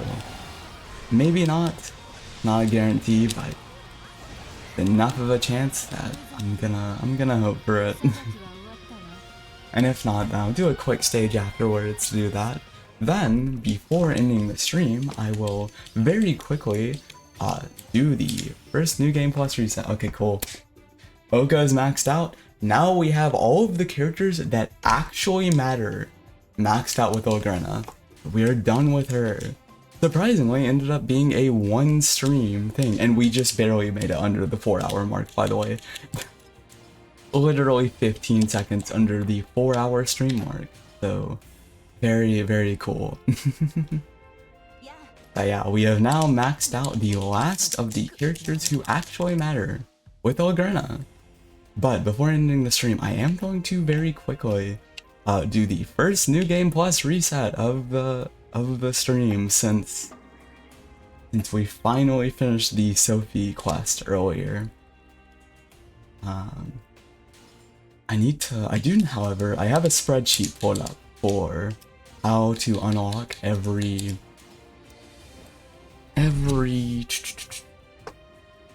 single one of the dramatic battles, and so depending on which character I start with will determine whether we can do it. So I'm going to look at that really quickly.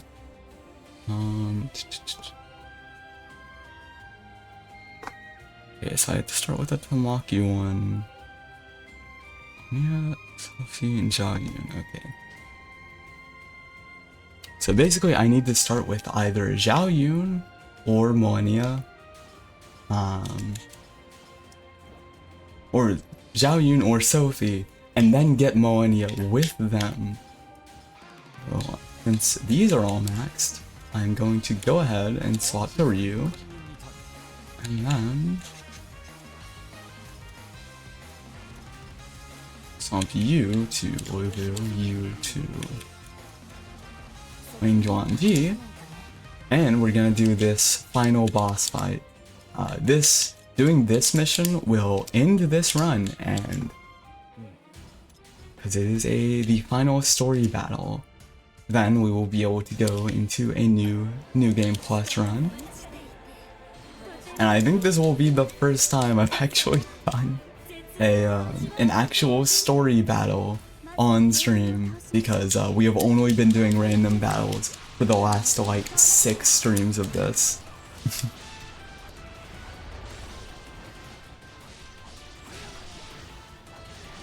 Yeah, it will be good to finally be able to do the side quests again, just for regard points.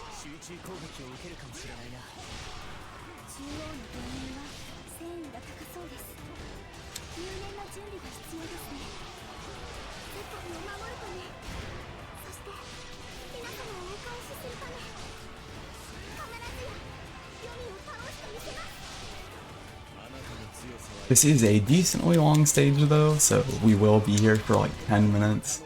Not gonna be an instant New Game Plus reset, but I am going to prioritize just finishing the stage over all else, so shouldn't be too long.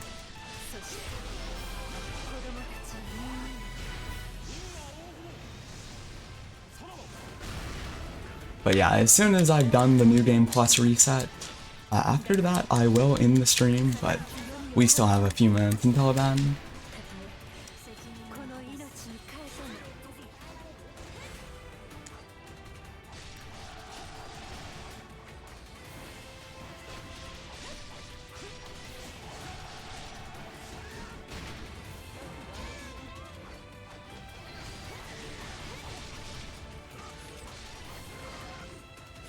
Please, okay, finally that expired.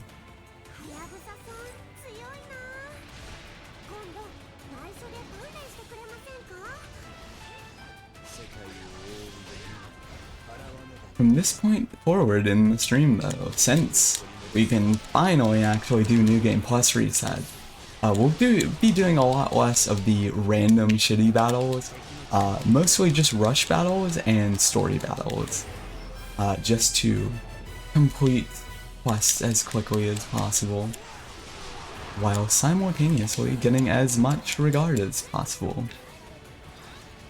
It will be going much faster, hopefully.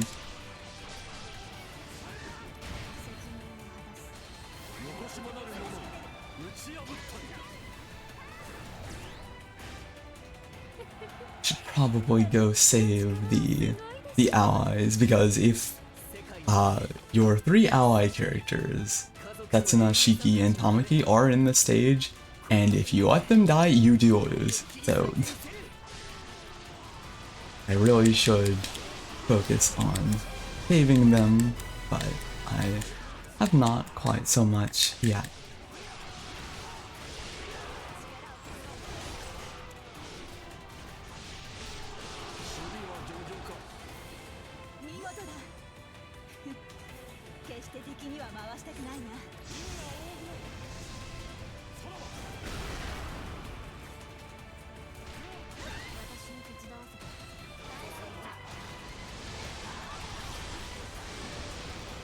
Probably actually we'll leave this alone for the moment.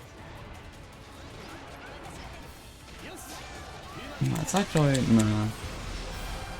I'm at a high enough bravery I can take them on. Plus with Oka being one of my support, it is significantly more tolerable.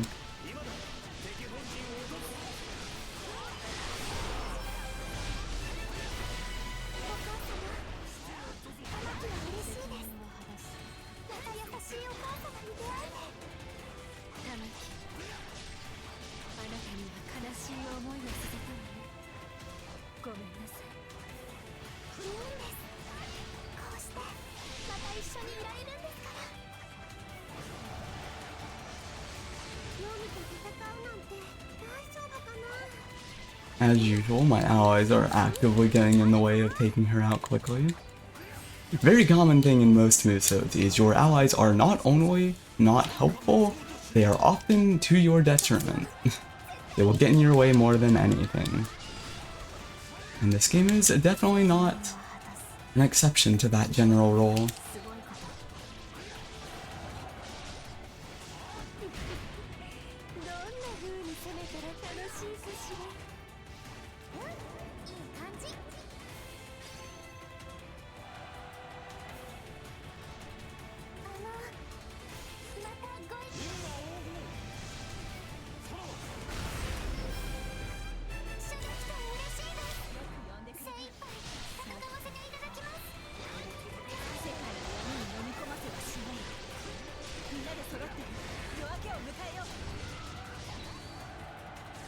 Yeah.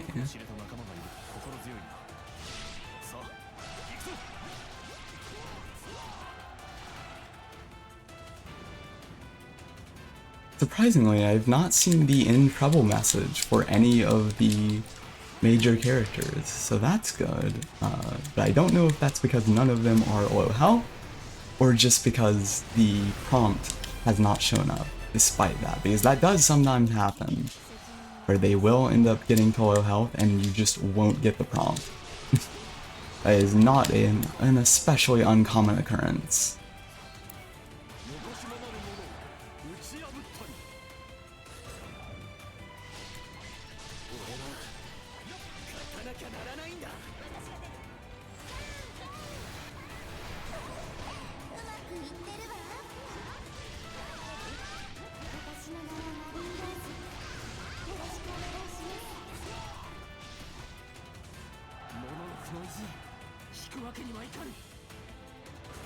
Okay, Yukimura is in trouble, but he's not one of the major required survivors, so if he dies, it's not gonna be great, but it's not going to be an instant death.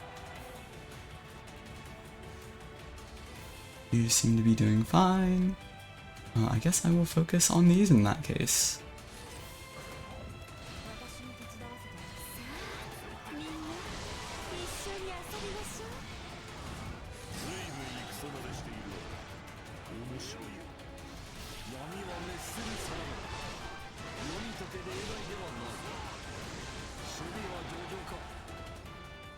Okay, Cosmic Fall time. Oh fuck, okay, now Setsuna's in trouble, fuck. I gotta quickly take out Shiki here.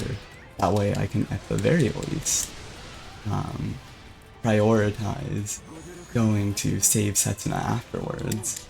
But of course, he wants to be difficult.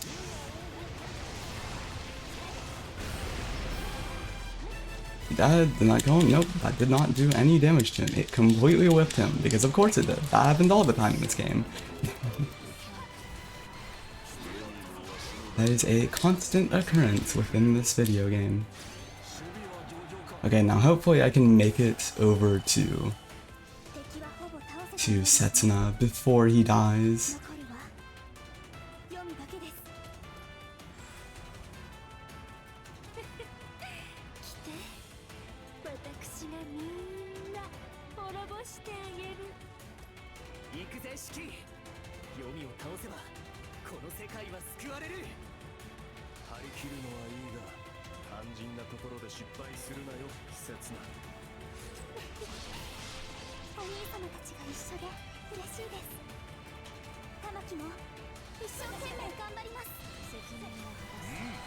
Okay, they should be fine.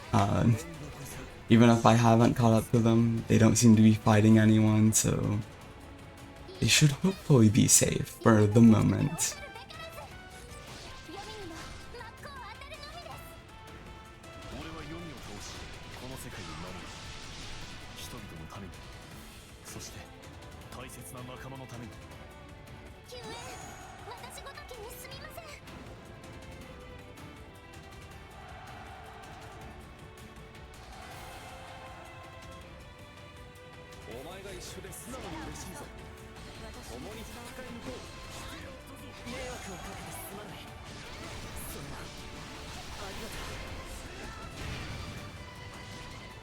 Okay, I did rescue him, luckily.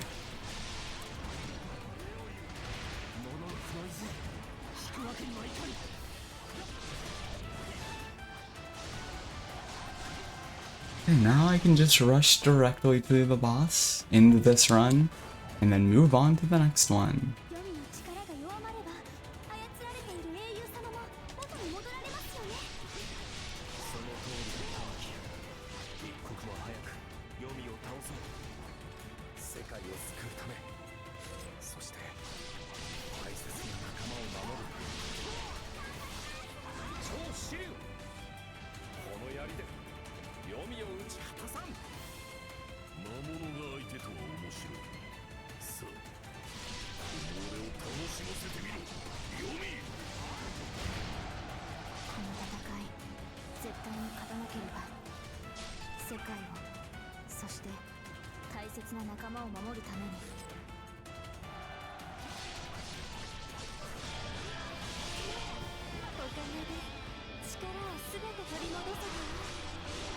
Before I attack Yomi herself, I do actually want to capture this space, because if you capture this one, it respawns healing items, and while I don't think I'll have an issue against her, especially since I have Oka on my team and I'm Bravery rank 10, just in case, especially since I have Lubu as one of my hero skills, and I'm gonna be using that just out of muscle memory every time it pops.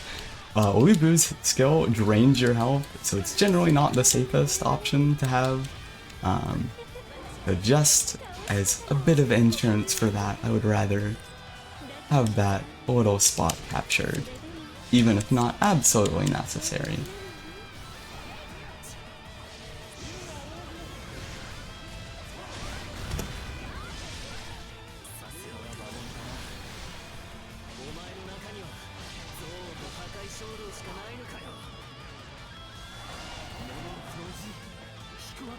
Yes, he already taking a decent amount of damage, and I have slowdown, so it's especially bad.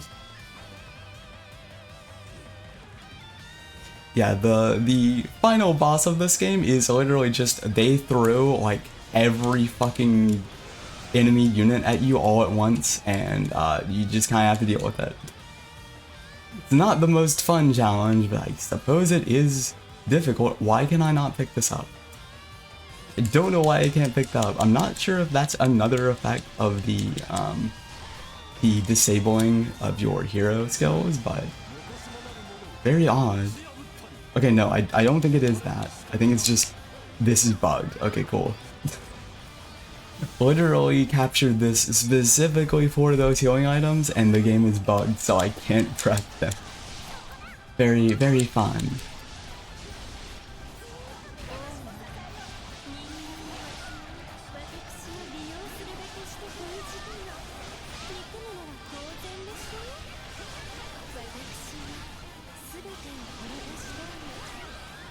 Okay, cool. That is the end of this run. Now, time for a new game plus run, where we can finally go back to working on quests.